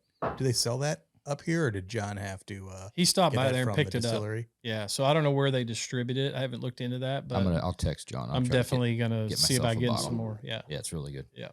This has been an absolute fucking blast. we've Hope had you a- guys enjoyed It's it. been great. I've enjoyed watching you in that hat. Hey, dude, it might be the new thing. I might finish the season out. I damn near pulled it out and wore it this morning because it was so damn cold. But you know what I'm thinking as we're like going through this podcast? I bet it's going to be complimentary. Well, yeah. being Well, the Noblemen whiskey and this whole look you've got It's going, it's it very kind of noble. I don't know Right. if that's noble. being being the first design guy that's been on this podcast, don't you think Chris Gray should be on the podcast? Hell yeah, he should be. Oh, was that? Oh, He doesn't want to, yeah. yeah. I wonder. but you. He said something like, "Good luck with that." But don't you think from like I'm a like an huge. endorsement coming from Eric Black? Well, that's I am a Chris huge Gray. Chris Gray fan, and I Chris told Gray him, is a huge I Eric Black fan. seriously told him, I said that Roadster Shop thing doesn't work out. We should team up and do some work together. Well, I did say that. to him. Thing's working out pretty good. So I know. I already knew that. But- I already knew that when Yeah, I said. But I am a massive fan of his work, and we have a lot of obviously aesthetic similarities in the way the work comes out, and he's obviously very accurate with his drawings. So we have a lot of technical similarities. But I if just we love if we his work. fly you out again to do it with Chris Gray, if that's the only way we can get Chris to do it, would you do that? Cage match. Yeah, that's 2 men in or 1 man lead. He's a little bigger than I am. I mean, tell you what, he's Scottish dude. Then tell you that, yeah, But they it's fight different. I feel like it's been said here tonight that it's happening. I think Well, don't throw me under that bus. No, 'cause you said that's it. not Yeah, fair. yeah. honestly, it is. Now, Well, you that's the said peer it. pressure we needed. We're not throwing you under the bus, but you did say it. Uh, You did say Chris should do it. So sounds like they're getting something. heard it worked here out. first. Well, Yeah. that's not my problem. Hey. Don't worry. I feel like we're missing one thing we got to bring up. The probably the coolest thing I think all three of us have ever seen was the brochure that you did for Delmo. Oh, Dell. Yeah. what that- brochure is that? I've never seen it. You haven't? No. It's the coolest brochure in the Yeah, history of the world. Yeah. I think it's right Is it over here? his Yeah, it head should be behind that right. drawing. Well, that was me and Chris And Marzik. yeah. Where the hell? Oh, Jason. Where is it? Go get it. Jason's got back. actually some Behind stuff that that's Ragged Ranch, I think. The what? Ragged Ranch should be somewhere. This is It where I was over dropped there. something. No, was it's there gone. forever. Somebody stole it. I don't know where Go they're get at. it. Yeah, me, Dell sent that to me, and it just like God damn, sucked is the that soul out of us here. Yeah, it's really cool. Uh, Fuck.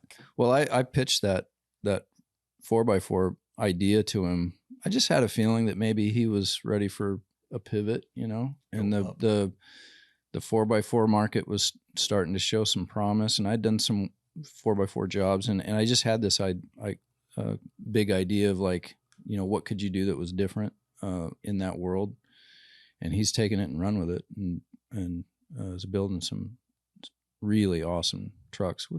The chassis are pretty nice too. They're decent. Not bad. But we just had some fun. We were trying, and it was a matter of like almost trying to figure out for ourselves what this thing could be.